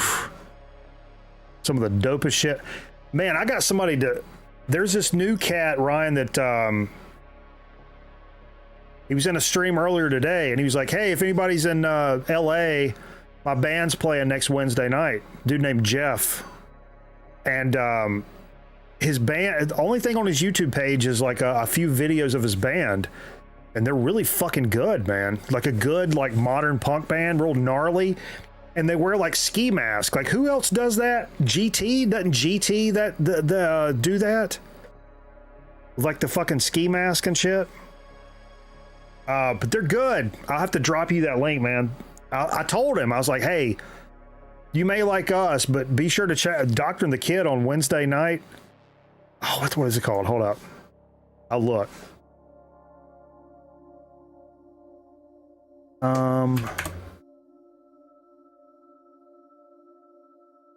Who did I just become friends with? How can you do that?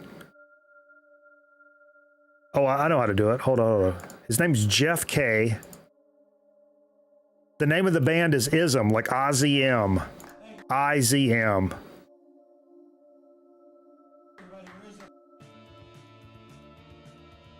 But this is not the... I'll just show you the...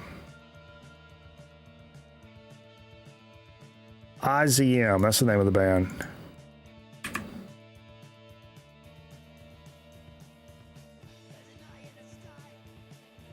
That's kind of what they look like.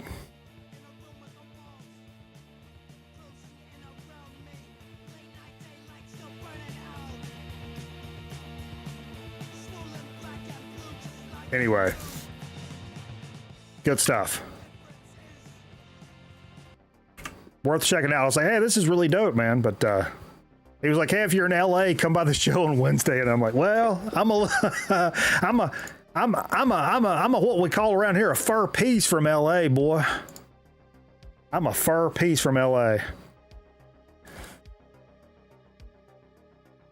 Yeah, I told him, I was like, man, I got a sneaking suspicion that you would probably fit in over there. Like, no cap on a stack. So So I got another package. I was going to pull up the VCLT graphic. I should do that. I got to find it, but it should be blurry and stuff. Where's my VCLT graphic? I can't ever find shit when I want to find it. There it is. Boom. Now this one I had to pull water knife out for. This is from our pal Nebulous Prowler. Oh, I got something better. Hold up.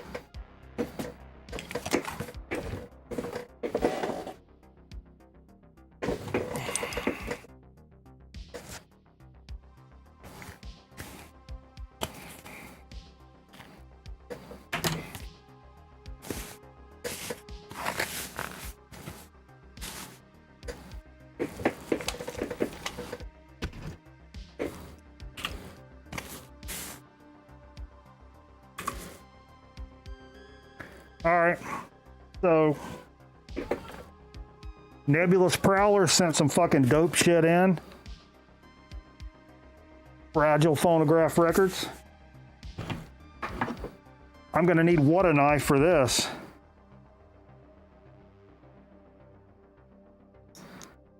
Nothing like sharp blades and hard liquor.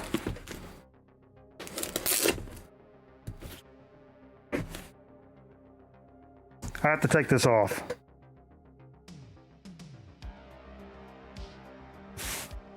I should probably take this off. Holding a knife.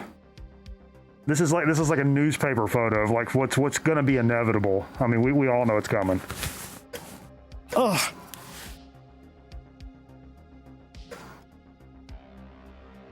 It's so bright in here.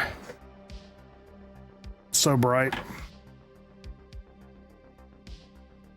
All right. Got to go to work on this here. Let me tell you something. This man knows how to pack a fucking record.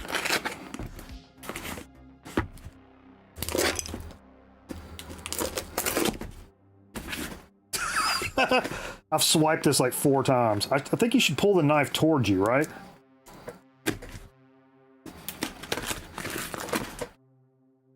Oh, it's guaranteed I'm going to the fucking hospital tonight. Actually, I'll tell you guys a really embarrassing story. I went into the bathroom earlier this week, like first thing in the morning, take a morning piss, and there was like a murder hornet in there. The motherfucker was like that big. No shit. A hornet that big. And it was up against the glass and between the like blinds and the glass. So I had a crock in my hand. I was going to mush it, and I mushed it, and when I did, it punched through the whole fucking glass, and I broke a pane of a window in my bathroom. I mean, it happens.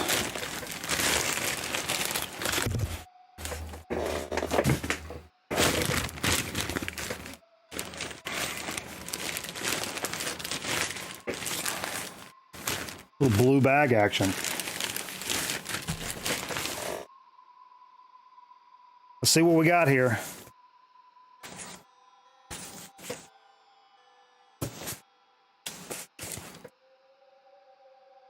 Pulling right off the top here. Oh shit! Little King Diamond Fatal Portrait? No way, dude. No way. Homie. That's awesome. I've been collecting the King Diamond Merciful Fate stuff recently. Hell yes. One more to the collection. Oh my God. Is that 86?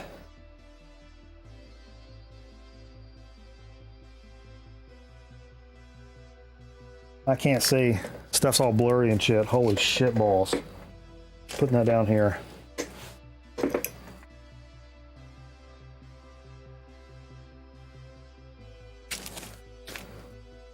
Maximum Rock and Roll presents Not So Quiet on the Western Front. Holy shit. This is a legendary comp. Legendary comp. If Punk is dead, what the hell is this? No way, dude. We're talking. I'm getting my readers on for this. Yeah, I'll put my readers on. Jay was saying earlier, hey Jay, what if we ran the lawnmower like in the middle of the night? You think the neighbors would call the cops? He said that was my time. He was like, dude, you're doing Tom Arnold like exactly with those glasses on. I was like, hey Jay, what if intensified chaos, social unrest, I mean just fuck up, fang, capital punishment, crucifix, 7 seconds, Frigidaires, unaware, fifth column, rebel true, oh my god, dude, it's a double LP, whipping boy, angst, free beer, flipper, god I love flipper, oh my god, vengeance, section 8, tongue avulsion, I don't know them, scapegoats, church police, no alternative, urban assault, I'm just kind of bopping through things, double LP, holy shit balls. Nebulous Prowler sent this shit, man. The fucking nifty gifter, not only is he gifted like 150 goddamn subs, he sent shit like this. Oh my god, and Merciful Fate, the King Diamond, wait. Did I just fucking misspeak here? Did I just fucking misspeak? Because look what's right behind this. I didn't even see this before I said that. Merciful Fate. Merciful Fate. Sorry, I don't have cerebral palsy. I'm just drunk. This is the one Jay has. Don't break the oath. I just picked up the first one. This is the second one or the third one? I think second. Look at that, the nice wax right there.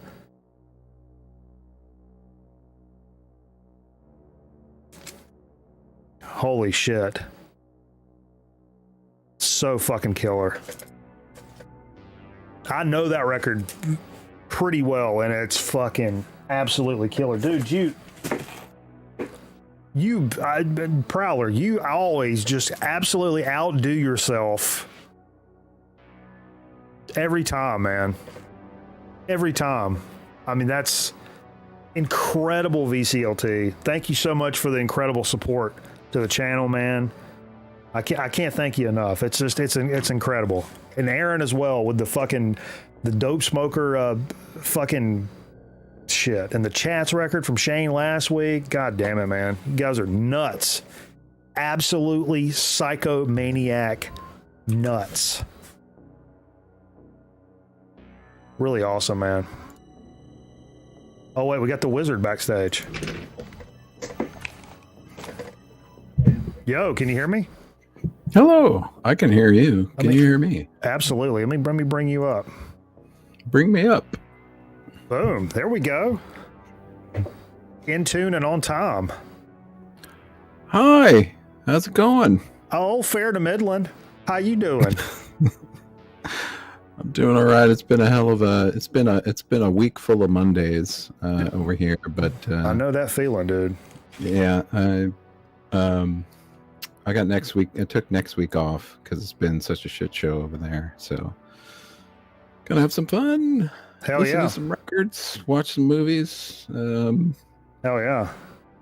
Have you started your October Scaretober Halloween film festival of your own?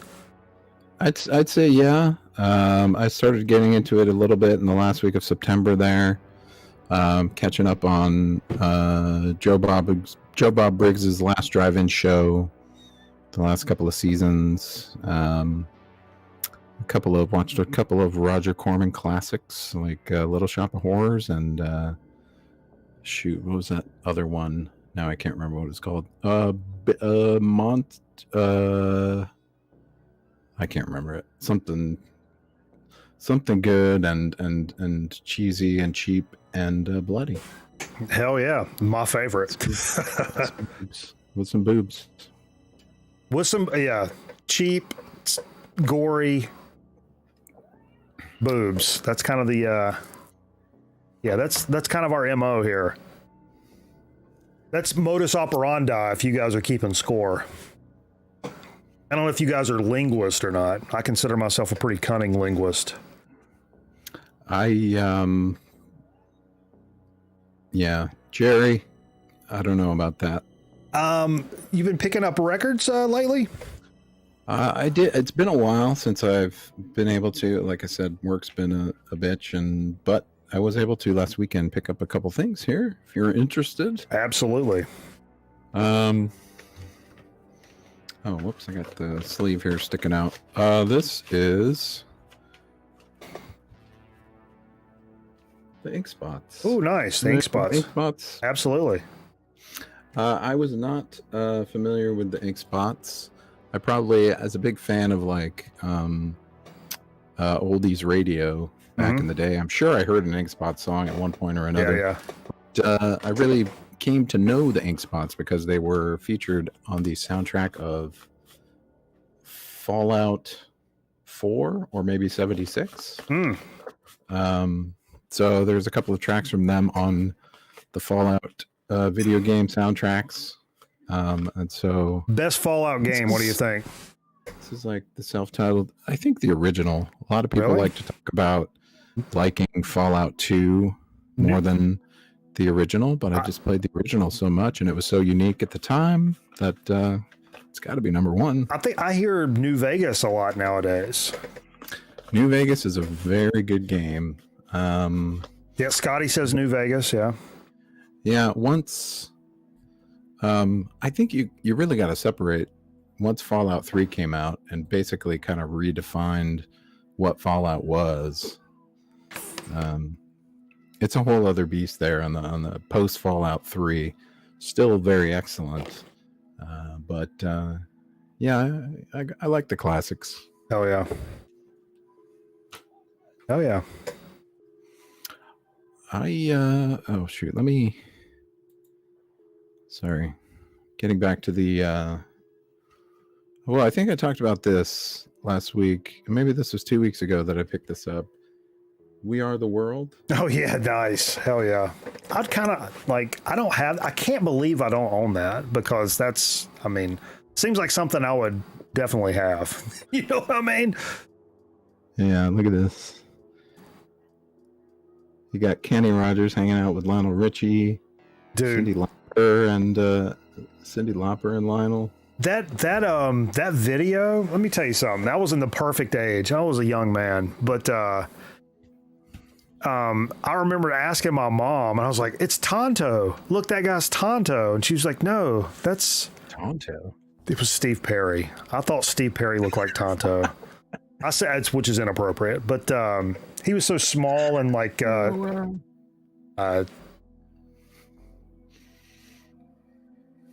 we'll cut that out. I'm sorry. Keep going. And I remember the key moments for me was he was a little short, Tonto looking guy came in, and then Michael Jackson, "Shut up, Linge," like that shit, and then Bruce Springsteen's "We Are the World." We are the children. As a kid, I was like, "Oh yeah, sing it, Bruce." Yeah. Hell yeah. Anyway. Yeah. We are the ones who make a brighter day. So let's start giving. Oh, sorry. Here's to you, and to Michael Jackson and Tonto.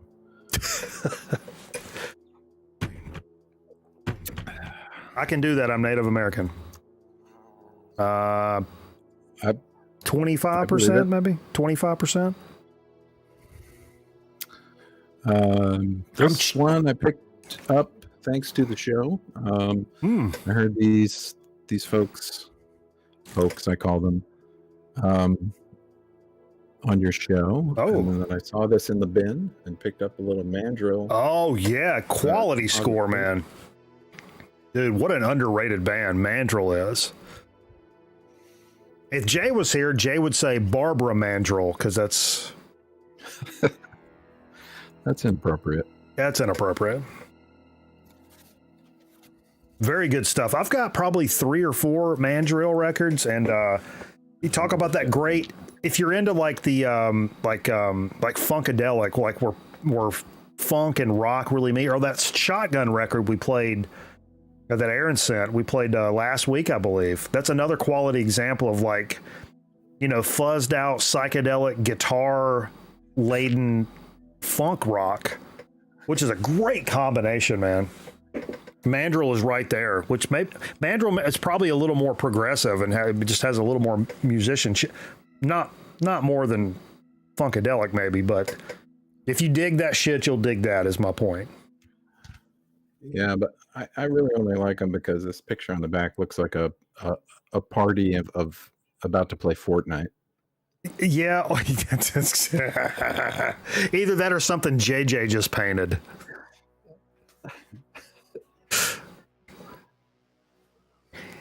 Money. So let's see. Yeah, so this was another. This was a thrift. The Mandrill was a thrift. It was a Goodwill pickup. And so was this one, which it was purely just based on the cover. I don't know if you've ever even heard of these. Boney M. I have a Boney M CD actually that somebody gave me. No, I'm thinking Boney James, but I've seen Boney M. What's it? Tell me, what does it sound like? It sounds exactly like this cover looks. I like the cut of your jib already. That's right. So I spun one side of it, and yeah, it's like Atlantic. I don't know if that matters at all. I don't know anything about labels and things like that. I'm a simple man. Yeah. But you know, it's not too bad. Maybe a little bit more poppy than I expected. On the disco side. Noisy B said disco. Would you consider it disco? Yeah. Which that's what I was trying to come up with. That's one of those terms that like initially, because I probably started out aside from collecting weird shit to like DJ with, the first thing I started looking for was funk records for that point of like finding things to DJ with, because funk records were the core of breaks. You look for drum breaks on funk records and stuff that I was like, oh, I picked this up and it's a funky ass record, and you see another record that looks just like it. I don't know the band, but it's got the same kind of cover. It's maybe on the same label or like kind of roughly the same years, and then you bring it home and you're like, that's kind of disco. And for me, that like turned me off, and I was like, disco was like an ugly word. And then I realized like, that is an absolute, don't think that way, because there are some really good slamming disco tracks that keeps the party moving. I'll 100% stand by that. There's some terrible disco, just like there's some terrible prog rock, you know what I mean? But some stuff still blows your socks off, and it's still good music. I have a Pickwick Disco Christmas album that I found. Nice. That is amazing. Oh, that's on the Car Wash soundtrack? What you just picked up? Are you talking about me, Scotty? Yeah, Car Wash was the first record I ever bought, like as a modern man, not a kid. 'Cause I didn't buy records when I was a kid. Did you buy records when you was a kid? I had records bought for me. I don't think I ever like shopped for records, but I had plenty of like Disney and like kid records sitting around, and like Fisher Price, you know. I had my mom's 45s in a box, and I played my dad's like LPs, and I played those. But like when it's like elementary school, when I went to the store to buy my first music, those were cassettes. I was buying cassettes. Yeah. So I never bought them until I started collecting records, which was different than a lot of people. But I'm still nostalgic for it because it was my mom and dad's stuff. That's what is funny, because I got some 45s to show coming up, but the like that vibe is what I saw. Alan the Static Traveler earlier this week was playing a little 45 set, and I've already kind of been in that mood anyway, and that just kind of reinvigorized. Is that a word? To invigoration. Yeah, I was just kind of jazzed up to like I even said, like, hey, Steve, I didn't even look at the LPs today. And I'm like, Steve, you look at the LPs and you know what I like. And, you know, if there's something that you already have or whatever, just holler at me. But, like, I'm going for nothing but 45s. And this place was like 45 city. I'll show this shit again. I showed it on the stream. And it may freeze you up. Actually, I'm sure it'll freeze you up. But look at this.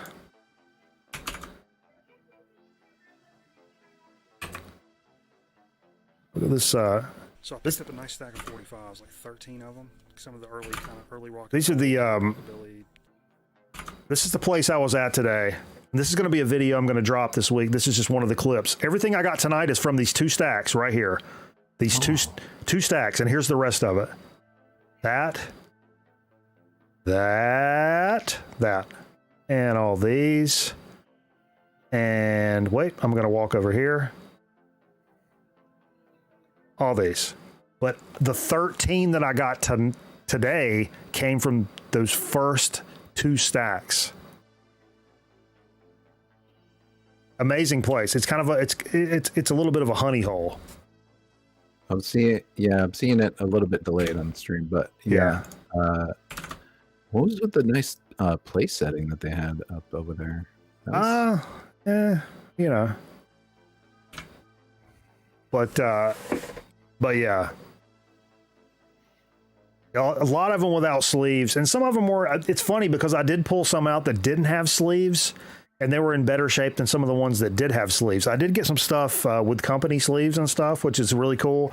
But what's great about a place like that is some of the ones I pulled out did not have sleeves, but there's so many bullshit ones that do have sleeves that I went over and found, something I wanted. I went and pulled a generic white sleeve off of fucking Floyd Kramer and put it on like mine. So when the stuff I brought home all had fucking sleeves because I wasn't going to walk out of there. What else you got, dude? I never thought about it. It's like, this is a nerdy kind of record history question about like, 45s didn't have like a full cardboard sleeve. Were they all paper sleeves? Is that how they sold them? Some of them were cardboard, but generally paper, I guess. Yeah, you're right. And they sounded better, and they stand up. Even the ones that look rough play better than. I think a 45 that looks a little bit rough plays better than an LP that looks a little rough. I think it's the sample size, because you're talking about the sample rate. I mean, 33 RPMs versus 45 RPMs. The sample rate's faster, so maybe it skips over some of the imperfections a little quicker, so you don't notice them as much. I don't know. I'm not a scientist. Oh man, sounds like you've been using those paper sleeves to roll your dope. Why do I always do this? I leave them in the sleeve, and then there's too much reflection. Cyndi Lauper's. Oh, nice. I don't have that one. I don't have any Cyndi Lauper, and that's a shame because I fucking love it. All right, I'm fucking leaving. I love it. I love it.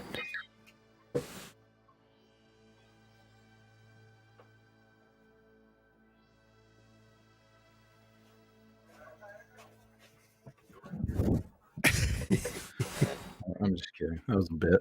I was waiting for you to jump in the bed and go to sleep and do a sleep stream. My headphones down. I can't hear you. No, I was waiting for you to jump in the bed and do a sleep stream.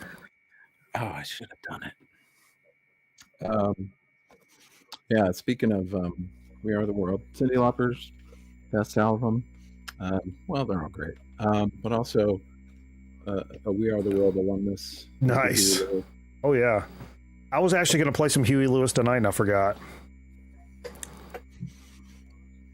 Do I need to leave? Do I need to leave again? No, I was gonna play sports tonight, and I forgot because I was jamming. Some song came on the radio, and I went apeshit in my car by myself. I do that all the time. Yeah. This is another one that this was a Goodwill pickup that I saw, and I was like, where have I seen this before? And I'm like, well, where else would I see a vinyl record other than on Grown Men Record Night? But I haven't. It's the Papa John Creech's Rockfather. Oh no, I don't have that. No, I don't think so. Unless Steve brought it over, but I don't think so. I don't think we've played Papa John, but I'd be interested in that 100%. I have not given it a spin yet, but there's another fine-looking group of gentlemen here on the back. Of course. Hell yeah, that's quality.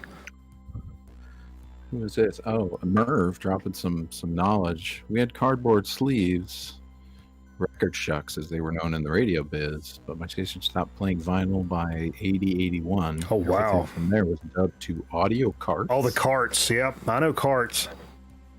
When I was in the broadcast school, we had to use carts and like queue up ad spots and PSAs and stuff off the cart machine. Oh yeah. So yeah, those are my vinyls. You want to talk some movies a little bit? Do it, dude. Do it. Not that I've put together a particular top 10 list that Noisy Beast keeps asking about. It's hard to do that. It's like asking, like, hey, name your top 10 albums. It's like that's too big a question. I mean, you need to break it down to genre. Are we talking about horror comedy? Are we talking about 80s horror? Are we talking about slashers? But these are some of the favorites from my collection.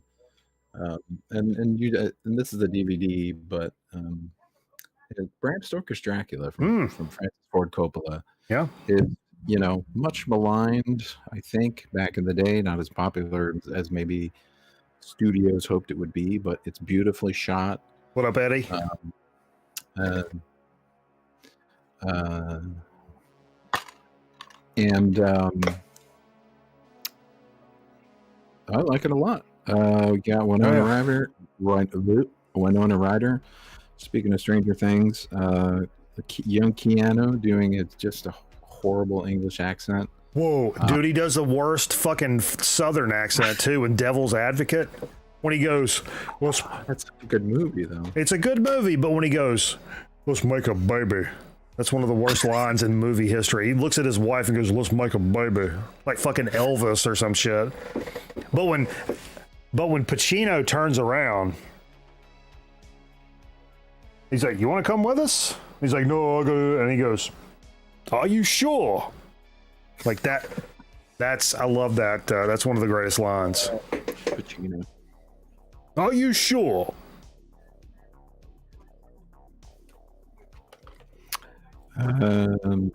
Let's see. This is a strange cover of a great film, George A. Romero's Dawn of the Dead. Nice. Hell yeah. I think that's on my list for this year, actually, to watch. A good choice. Yeah. I mean, just kind of set the standard for zombie movies. Yeah. Across the board, the folks, taking over them all. The inspiration for the Dead Rising series of games, which are great. You should check out if you have not played Dead Rising. Go through them all, chopping up zombies with samurai swords and all kinds of fun stuff like that. I really enjoyed the Killing Floor series. The Killing Floor is a solid multiplayer, just mindless, like slashing. Yeah.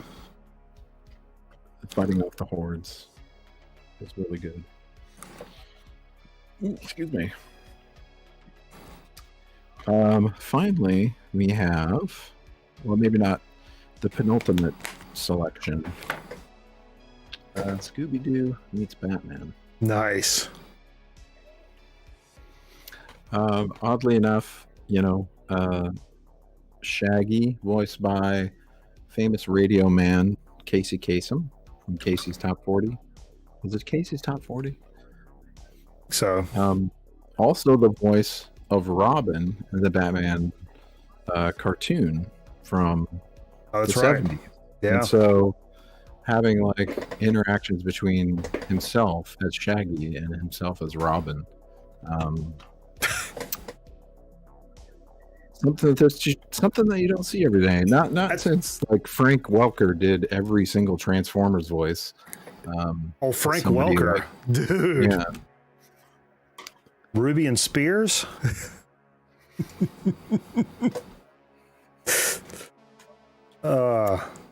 And finally, I have a little game selection that you might appreciate. Okay. This I've never seen this before. It's a CD-ROM. It is called Slice and Hook, Haunted Miniature Golf. Oh, Haunted Miniature Golf. And I don't know if you can pick up much kind of. That's probably too hard to see. This is a CD-ROM based miniature golf game from the 90s in the heyday of, CD-ROM based games. Yeah.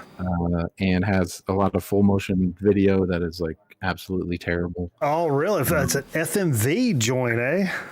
Exactly. It's awesome. It's really hard. I played this about 3 years ago in one of my Halloween marathon streams.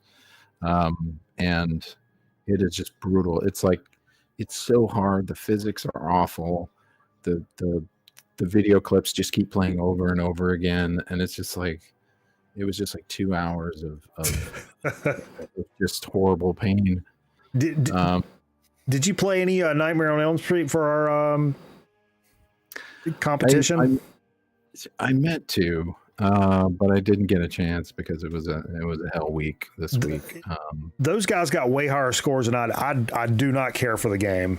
I like the theme and the aesthetic of the game, but let's be honest, it's an LJN game, and it's not a good game. If it's not TNC Wood and Water Rage, when it comes to LJN, it's tough. But I did find myself enjoying it for a few hours, but once I got to a point where I'm like, okay, I can't get past the thing, my score keeps resetting. Like I was like, oh, I was just kind of over it. Yeah, so that's it for me. The final thing that I did pick up was this pair of Halloween glasses. Oh, I kind of wanted to show off because they are glow in the dark. I don't know how that's going to play on the stream, but I have this small UV light that surprisingly it catches the. I didn't know how they were going to turn out, but they catch the light in a fantastic way. And let me see if I can give this a little just rub really quickly. Oh yeah, yo, and very cool. Those prescription? Yes, I can. I'm blind as a bat. These things are about 3 or 4 inches thick.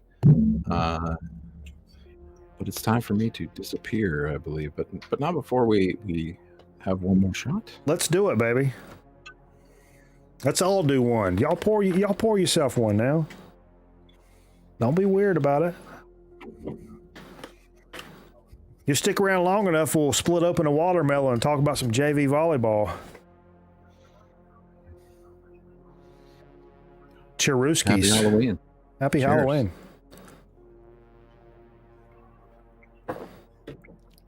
Hell yes. Good stuff. Thanks for the show, sir. Thank you for joining us, my man. Always a damn pleasure. I'm going to try to do a Halloween marathon stream next week on my week off. But no promises. Dude, do it. Yeah, play some scary games, some shit. Yeah, fucking, and drop a link so we'll all come over there and fucking hang out. Yeah, I got the Elvira game. I got Haunted House. Ooh, nice. Do you have survival horror game? You got Chainsaw Massacre on the 2600 or Halloween? Chainsaw Massacre, I have not. I have seen Halloween on the 2600. That shit's expensive. Both of those are fucking crazy pricey. Any physical copy of that is going to be unobtainable. We should do like an emulation competition on that. I don't know if there's a score or something, but anyway, we should do that. Yeah, that's, I mean, not to like put in a bug in anybody's brain about the Retro League, but Haunted House. Yeah, Kron. Probably appropriate. Hell yeah. Hell to the yeah. All right, Holmes. I'm gonna bop you off and show these 45s real quick before we jump off. All Later, right, homie. Chad. Hey, post your Twitch link in the chat when you get off of here, so we can all go follow and shit. Okay. All right, Dan. All right.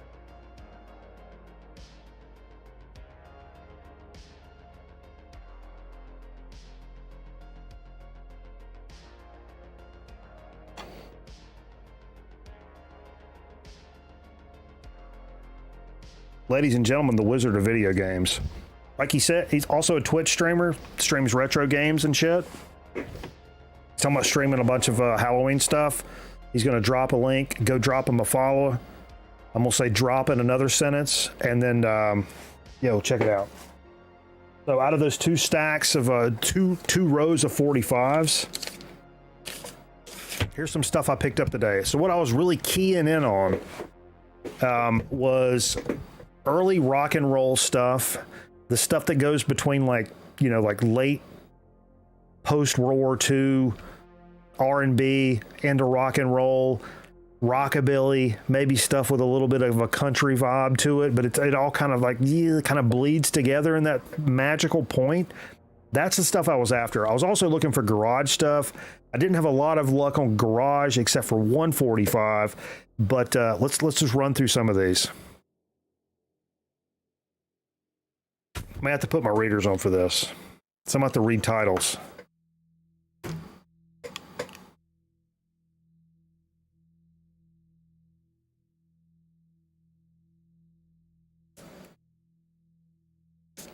This is the Virtues.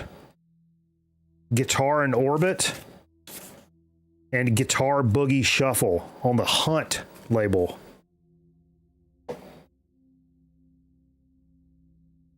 I jammed a lot of these and I can't remember. It'd be hard for me to differentiate what some of this sounds like because I can't remember. I mean, obviously I know what this is. This is Otis Redding on Volt. I've been loving you too long and I'm dependent on you. Love the Volt label. What a killer 45 label that is. And you know I'm going to be picking up some fucking Otis Redding. That was not exactly what I was looking for when I saw Otis Redding. I'm like, what are we saying? Of course I'm going to pick that up. Classic 57 rock. Yeah, man. Yeah, man. A lot of this is like right in that wheelhouse. I kind of made a mistake here, I think, but I'll show you in a minute. This is it's on the Warwick label. Johnny and the Hurricanes, Red River Rock.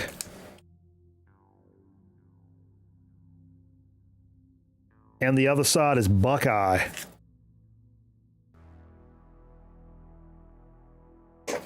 Killer stuff.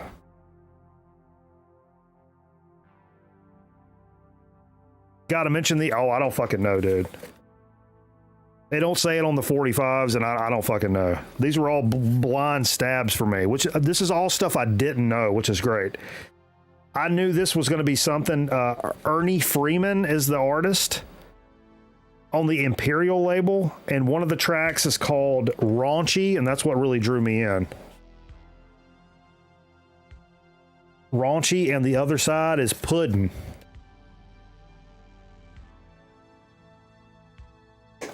Hell yeah.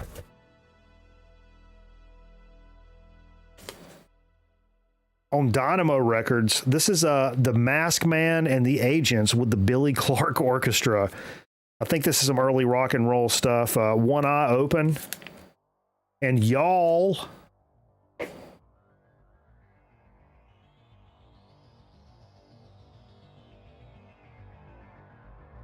It's funny because I went through looking for the company sleeves to put these in, but some of these are on such fucking crazy labels that, finding a Capital or an Atlantic company sleeve in this stack of stuff was pretty easy pickings.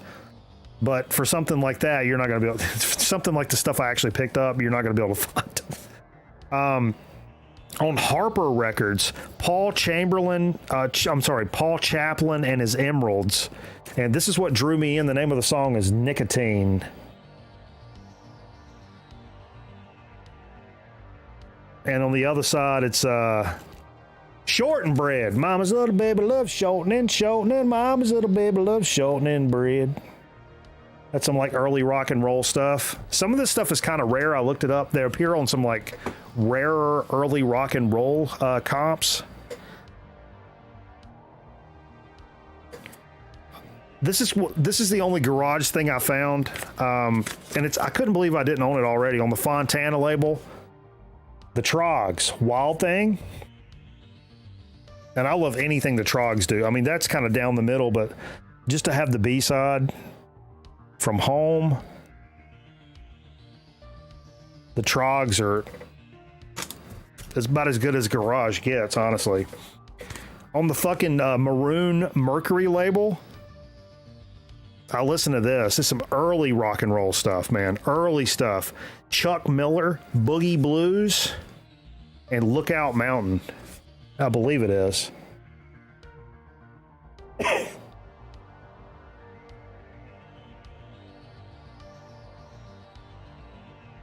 These are all $1 a piece, but apparently from time to time, this same vendor runs shit for $3 for $1.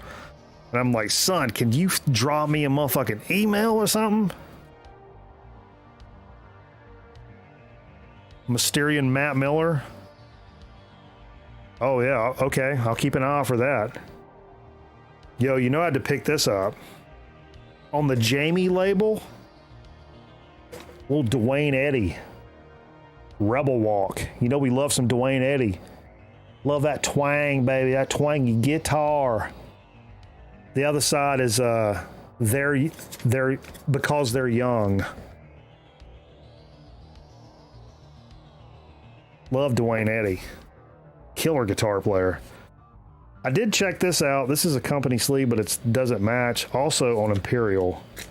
A band called Georgie Fame and the Blue Flames.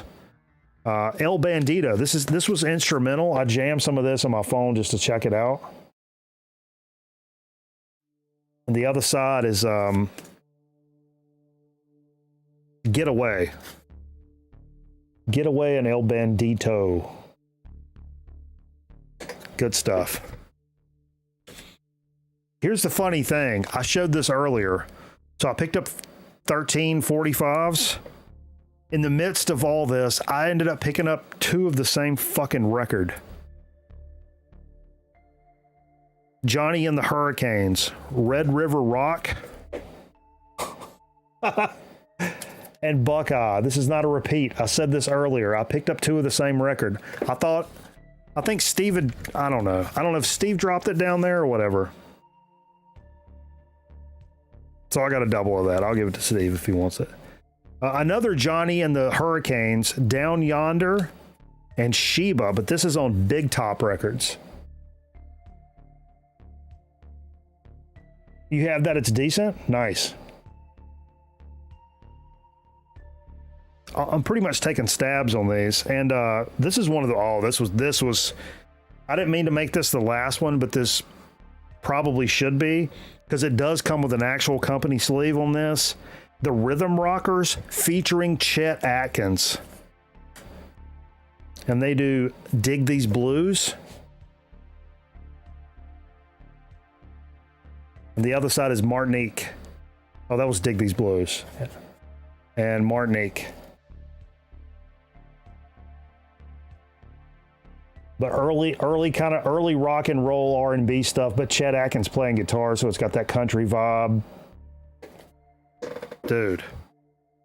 And I'm telling you, in that video I showed,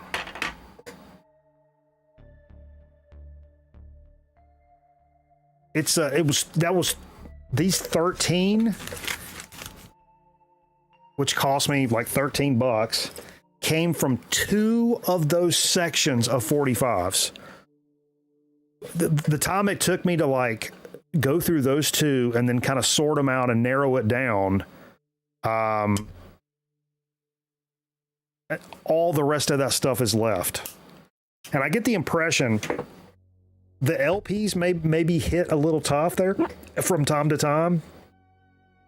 But I get the impression the 45s sit forever. And to be fair, I've been going here for years and years and years. And I always go for the LPs, and the time it takes me to go, I'm always on the clock when I do this. And me and Steve were on the clock too. We did a little lunch hour. Hour. But by the time I go through the LPs, I'm like, dude, I ain't got any time to go through 45s. The time I did go through the 45s, I got a Zappa and a Zeppelin with sleeves from just fucking around. The only time I did, that's what made me think, was like, I want to go for 45s. Because I kind of feel that way. I feel more that way now. I don't know. Let's take a quick commercial break. We'll come back with a Soda Speak and Chip Chat. I don't even know what the fuck I'm doing. I don't even know where the fuck I'm at. We'll take a quick commercial break. We'll come back with Soda Speak and Chip Chat here on an all-new live Jerry, I told you to delete this graphic. We ain't got no business playing this no more. This seems to be insensitive. I don't think this is appropriate. But I do love me some Cousin Jerry. We'll be right back.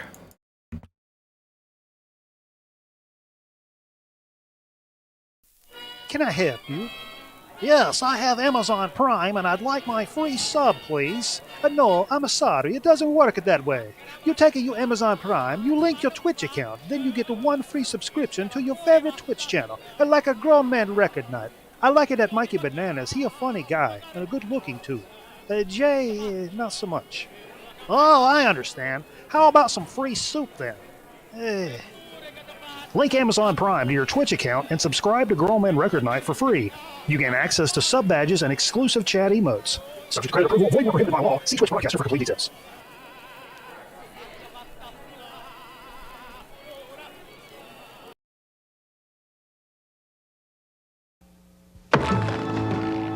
Welcome to the world of terror. When I'm not busy embalming bodies, which isn't often, I like to relax with some good family reading. Let me introduce you to my personal library of Fangoria, the leader in horror entertainment. What a fascinatingly hideous cover of Freddy Krueger. And devilishly candid reviews of the latest horror videos, and gloriously bloody color photos from the newest Friday the 13th. They're all here in Fangoria. Can I persuade you to subscribe? This is Fango editor Tony Tampone asking you to enter the world of Fangoria. Only $12.49 for a special 6-month video subscription. Send check or money order to Fangoria Magazine, 475 Park Avenue South, New York, 10016. Customer! Ah, let the dead bodies wait.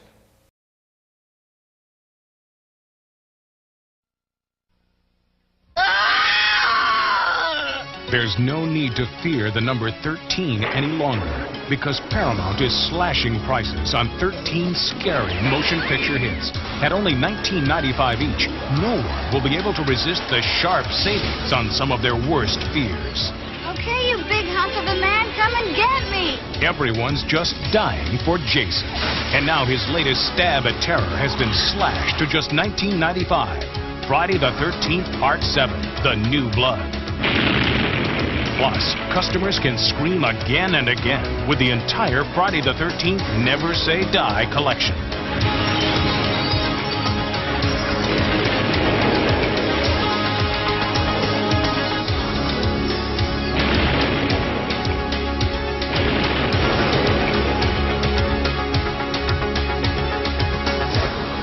And the terror continues with 6 more shock-filled hits. The house is burning. Christopher Walken can see the future and must stop it dead in Stephen King's The Dead Zone. And Pet Sematari's master of horror strikes again with The Cry of a Werewolf, Stephen King's Silver Bullet. There's life out there, and they are conducting some wild experiments. Watch out for Dr. Alien. It attacks without mercy and preys on the mind. There's no escape from brain damage. The Ripper's still out there. The world's most notorious killer is on the loose again. Jack's back.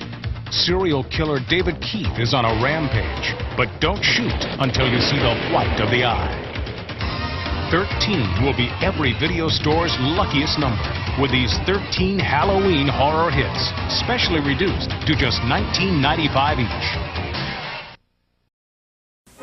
Coming up next on Channel 11, Gem.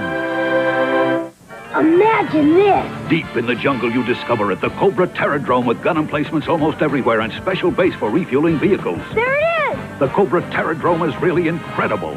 That's Dr. Mindbender. And now, look, they've captured Flynn. It's time to warn the Joes, but suddenly they launch the Firebat.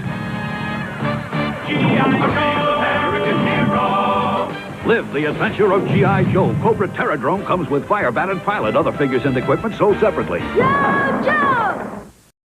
Happy day. Happy day to you. But who are you? I'm Mr. Pringle, and I have a big surprise for you. What is it? That's for you to discover. Oh, my goodness. Potato chips. I can't believe it. It's true, though. Pringle's newfangled potato chips. How do you like them? I've never seen so many perfect-looking chips. Beautiful. They even stack together. Mmm. And they taste as good as they look. How do you do it, Mr. Pringle? We make our Pringles the newfangled way to stay fresh and unbroken. Fresh and unbroken in a crush-proof canister. That's sealed airtight for freshness. Reseals to stay fresh. With this plastic lid. And they're all stacked up to give you as many chips as in this bag. And they taste so fresh and good. Thank you, Mr. Pringle. Thank you for liking them.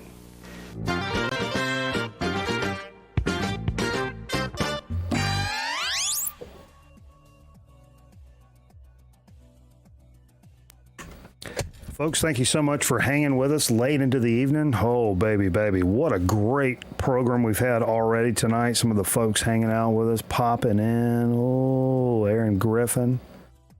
Oh, Wizard of Video Games. Yo. We talked about some cool stuff tonight. I'm hype on those 45s and that stacked Nebulous Prowler set. Come on. Come on. Come on. But it is time for a little so to speak action.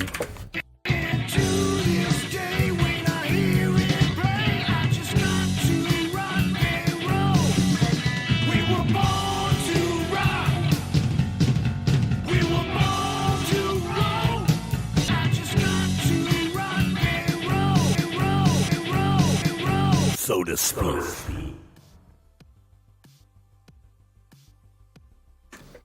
Now, I will say, man, this is a soda that's it's so near and dear to us here in the South and specifically in North Carolina. It would be our state soda. If you had a state soda, it would be this soda, Cheerwine. Now, we have a soda called Cheerwine here. It's a cherry soda that used to be outlawed because people thought it contained alcohol because it had the word wine in the name, which is stupid. But anyway, Cheerwine is amazing. It's an amazingly sparkly cherry soda, but not like a black cherry. It's not a dark soda. It's like a red soda that's cherry flavored. Very tasty. Also, of course, very high in sugar. And, you know, Diabetes City, right? And so they come out with Diet Cheerwine, which was pretty good. A lot of caffeine in the Diet Cheerwine. As much as like a Sun Drop, which is another Southern soda, or like a Pepsi Max, or more than a Diet Mountain Dew or a regular Mountain Dew. Fairly heavy. And it was good. Although I will say, anytime I ever opened anything that was Diet Cheerwine, always spewed everywhere. Something about the Diet Cheerwine spewed. Anyway, good diet soda, but I will say there was an air of chemically aftertaste. And I've been drinking diet sodas for a long time. So a lot of people, if you were used to drinking like full flavored Dr. Peppers and Mountain Dews and you drink something that's diet, you're like, oh, it tastes like chemicals. Yes, of course. Once it's been 20 years since you've been drinking nothing but diet sodas for the most part, that kind of goes away, and you kind of get used to what diet tastes like. Probably aspartame is what you tasted. Anyway, so along comes the flavor, the new kind of thing of doing the zero sodas. And so like, you know, Coke Zero, now it's like Coke Zero Sugar. There's a Zero Mountain Dew, and those typically at least tout the advantages of it tasting more like the original soda while being zero sugar, more than the diet. So it's a lot of times it has sucralose instead of aspartame. So it has this real soda taste without that, without the actual sugar. Anyway, recently we have picked up here. I don't know if we've done this on the show or not. Cheerwine has done a Cheerwine Zero. Now the fiance is over the moon about this shit. She's not a big fan of the diet Cheerwine, but the Cheerwine Zero, oh baby. She says this is the fucking bee's knees. This is the tits right here. And I'm wondering if this is going to explode like all the other Cheerwine stuff. I don't know what they do. So I got a glass of ice here, since this is a tube of liters.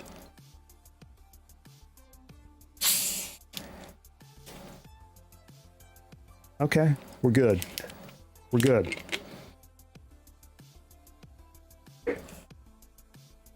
So let's try out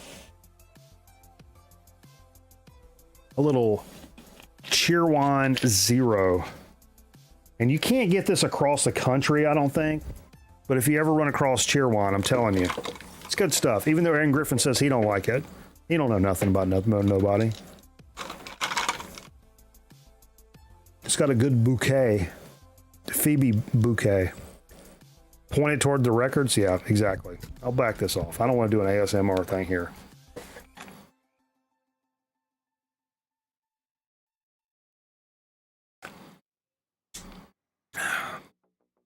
Oh, wow. Yep.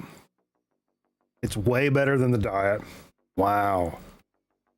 This is out of Salisbury, North Carolina, which is about 30 to 35 minutes from here, where this is headquartered out of.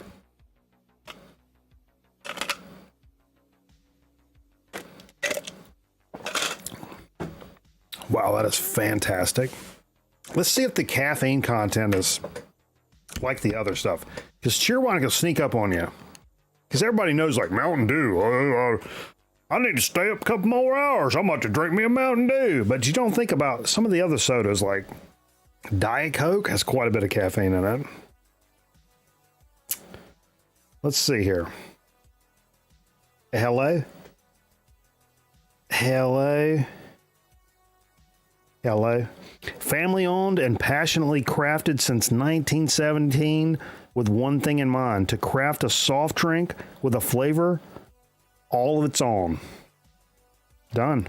We think we've done that. You're right. Real people with passion for making people smile. That's who we are. Cheers. God bless you, man. But how much caffeine's in this, bruh? Come on, bruh. Best when cold. That's why I put it over ice. I don't see it. Still out of Salisbury, North Carolina, though. Cheerwine Zero. Give it a shot. If you're ever in the area. Oh, Jolt? Dude. I would love to get some Jolt, but Jolt didn't really taste that great. Jolt tasted like a flat RC cola, which I love RC, but if you let an RC get flat, it's a whole nother ball game, if you know what I'm saying. In my opinion. Remember the Jolt gum? They actually came out with a chewing gum that had caffeine in it. I remember there was a caffeinated water called H2 Joe. It was looked like a regular water bottle. I think the Joel people made it. So it was like regular water, but it had caffeine in it. So it was tasteless, odorless, flavorlessness, busness. It was just water, but it had caffeine in it. That went off the per ounce of caffeine. What are you doing per ounce? Not half the sugar. No sugar. No sugar. Low carb. I tell you what, though. I got one more week of work, and then I'm off for a week. Going down to the coast of North Carolina, doing some surf fishing. Hoping to do some live streams down there. Let you guys see if we're catching some fish and stuff. But that week, oh, baby. All bets are off. Fried ass North Carolina seafood. Like strong ass, like real normal beers. Anything, French fries, tater chips, anything I want to eat. All the low carb shit goes to the wayside. I'll just cut when I get back. Yeah, we did a great fishing stream last year, man. Actually caught, I think at least one fish on the stream. Yeah. Looking forward to that. Actually, I'm going to salt my shrimp this weekend. It's a new thing I'm trying. I don't know if any of you have ever been fishing like at the coast. This goes for West Coast, East Coast, Gulf Coast, whatever. But like, you know, typically you take your rod, you get on there, you buy you some frozen shrimp from a bait shop, you hook it on. The shrimp's all mushy, won't stay on the hook. You sling it off, little fish gnaw it off. You never get a bite, whatever. A real technique is to salt your shrimp. So you take this, you put it in a big container. You buy some Walmart like shrimp to eat, not cooked, raw. Take the peels and all that, the shells and all that shit off. Cover everything in salt. You let it sit for like a week or two, and it gets kind of rubbery, like a little Stretch Armstrongy. And you cut it off in little pieces. You put it on your hook. When it hits the water, it turns into like regular, like fresh shrimp. But it's got that rubbery thing so it doesn't fall off the hook. Little fish can't dick it away. You're not going to throw it off of there. I'm doing that this weekend. I'm looking forward to it. I'm looking forward to life in general. I think. Maybe we should just go into chip chat. Potato chips, how my mom does do. Potato chips, how my mom does do. Excesso calorious. Excesso. There's a lot of stuff on the chip, is what you're saying. Those are thick. Papas. Look at that. Es delicioso. Sting City.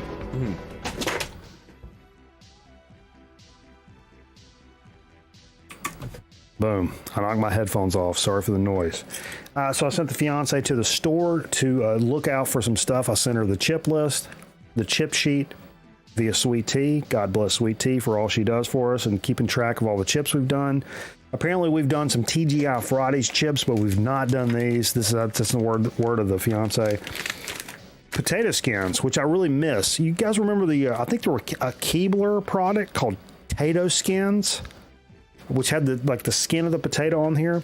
TGI Friday still does that. That brand is long since gone, but they still do these. This is cheddar and sour cream potato skins from TGI Fridays, like the restaurant. You guys like restaurants, don't you? I don't. I make my own food. I don't need nobody to make my food. Ooh, they smell good. Let's see what they look like now. Kind of got a kettly consistency to it. I remember the Tato skins actually had, they were like dark brown on one side. So it looked like a baked potato with the skin on, you know what I mean? And I used to eat this. Were you guys people that ate skins on the baked potato?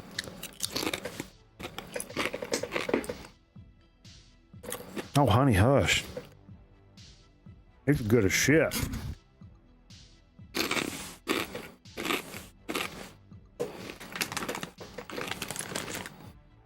Do you guys remember Tato skins? Well, that's got a lot of stuff on them now. Look at that.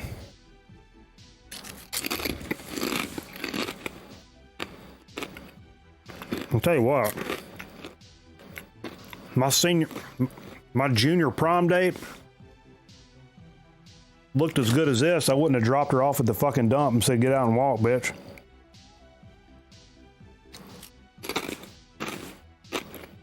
I dropped you off at the dump for a reason. I'm just killed and I murdered her.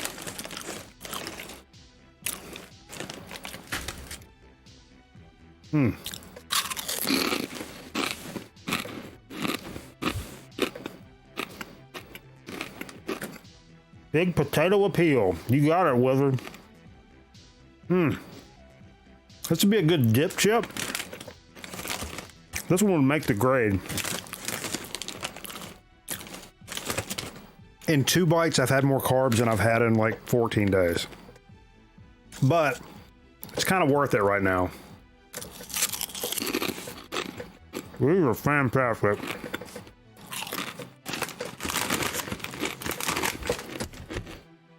This is a convenience store chip.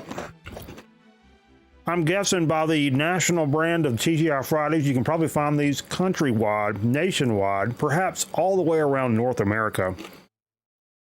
Totally worth your time and money.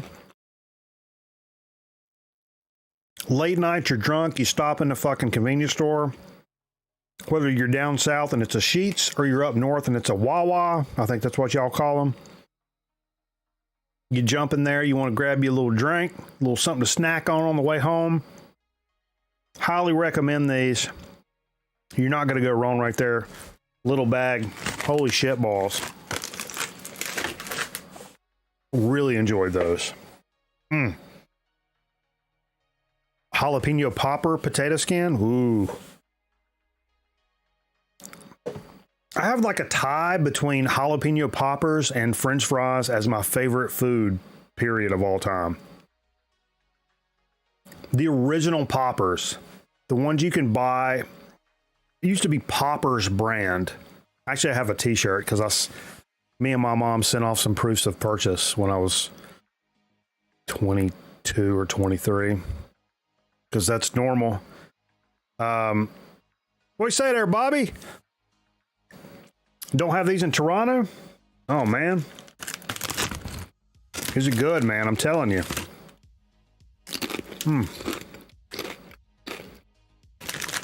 But I'll tell you what, though. I hadn't been in a TGI Fridays. Bam. Probably 15 damn years. I can't tell you the last time I went to a TGI Fridays. I used to like their wings, but I didn't know no better. Don't mention John Popper, Aaron. You know I got a sore spot for John Popper. I went into this flea market one time. I was about 21 years old. I went in this flea market, local here, and they had them leather, like Indiana Jones hats, and I'm like, oh, those are cool. I've always liked those, right? So I grabbed one and I put it on, and then the guy selling them he pointed at me and said, oh, John Popper. And I'm like, oh, you just lost yourself a sale, son. Don't be calling me no John Popper. This is when I'd love to reach for my harp. It's nowhere to be found. Fuck. Should I yell for a... It's funny. I told somebody earlier this week, I was like, when I was in middle school, everybody called me John Goodman. They said I looked like John Goodman. In high school, they said I looked like Chris Farley. And then that moved into John Popper. And this is why I don't eat carbs. All right. Anyway, hey, I think... Hey, Bobby, did you see this stack of 45s I picked up? This may be right up your alley, baby. I'm going to go over to Twitch and play them. Some early rock and roll stuff, man. I'm going to go play these 45s and some of these record albums Nebulous Prowler sent over. A little punk compilation, some Merciful Fate, some King Diamond. Man. I really do appreciate. Can we get another graphic? Can we get another graphic? I don't want that graphic. I don't want that one either. Can I do a different graphic? Can we do another graphic? I'd like to have another graphic. Jerry. You just woke up, Bobby? Dude, go over to Twitch. We're gonna play I can't play them on YouTube because they're sons of bitches. Not TV / grown man record night. Boom. Come over there. We're gonna play some records right now. I'm gonna start some 45s. I'm gonna bust some 45s right now. I'm into it. Thank you guys for you folks sending shit in, fucking hanging out with us, whatever, man. Really do appreciate the support, the continued support of the channel. Holy shit balls. You guys are psychopath maniacs, and I fucking love it. Fucking love it. Come over to Twitch. Let's play some records. We'll see you.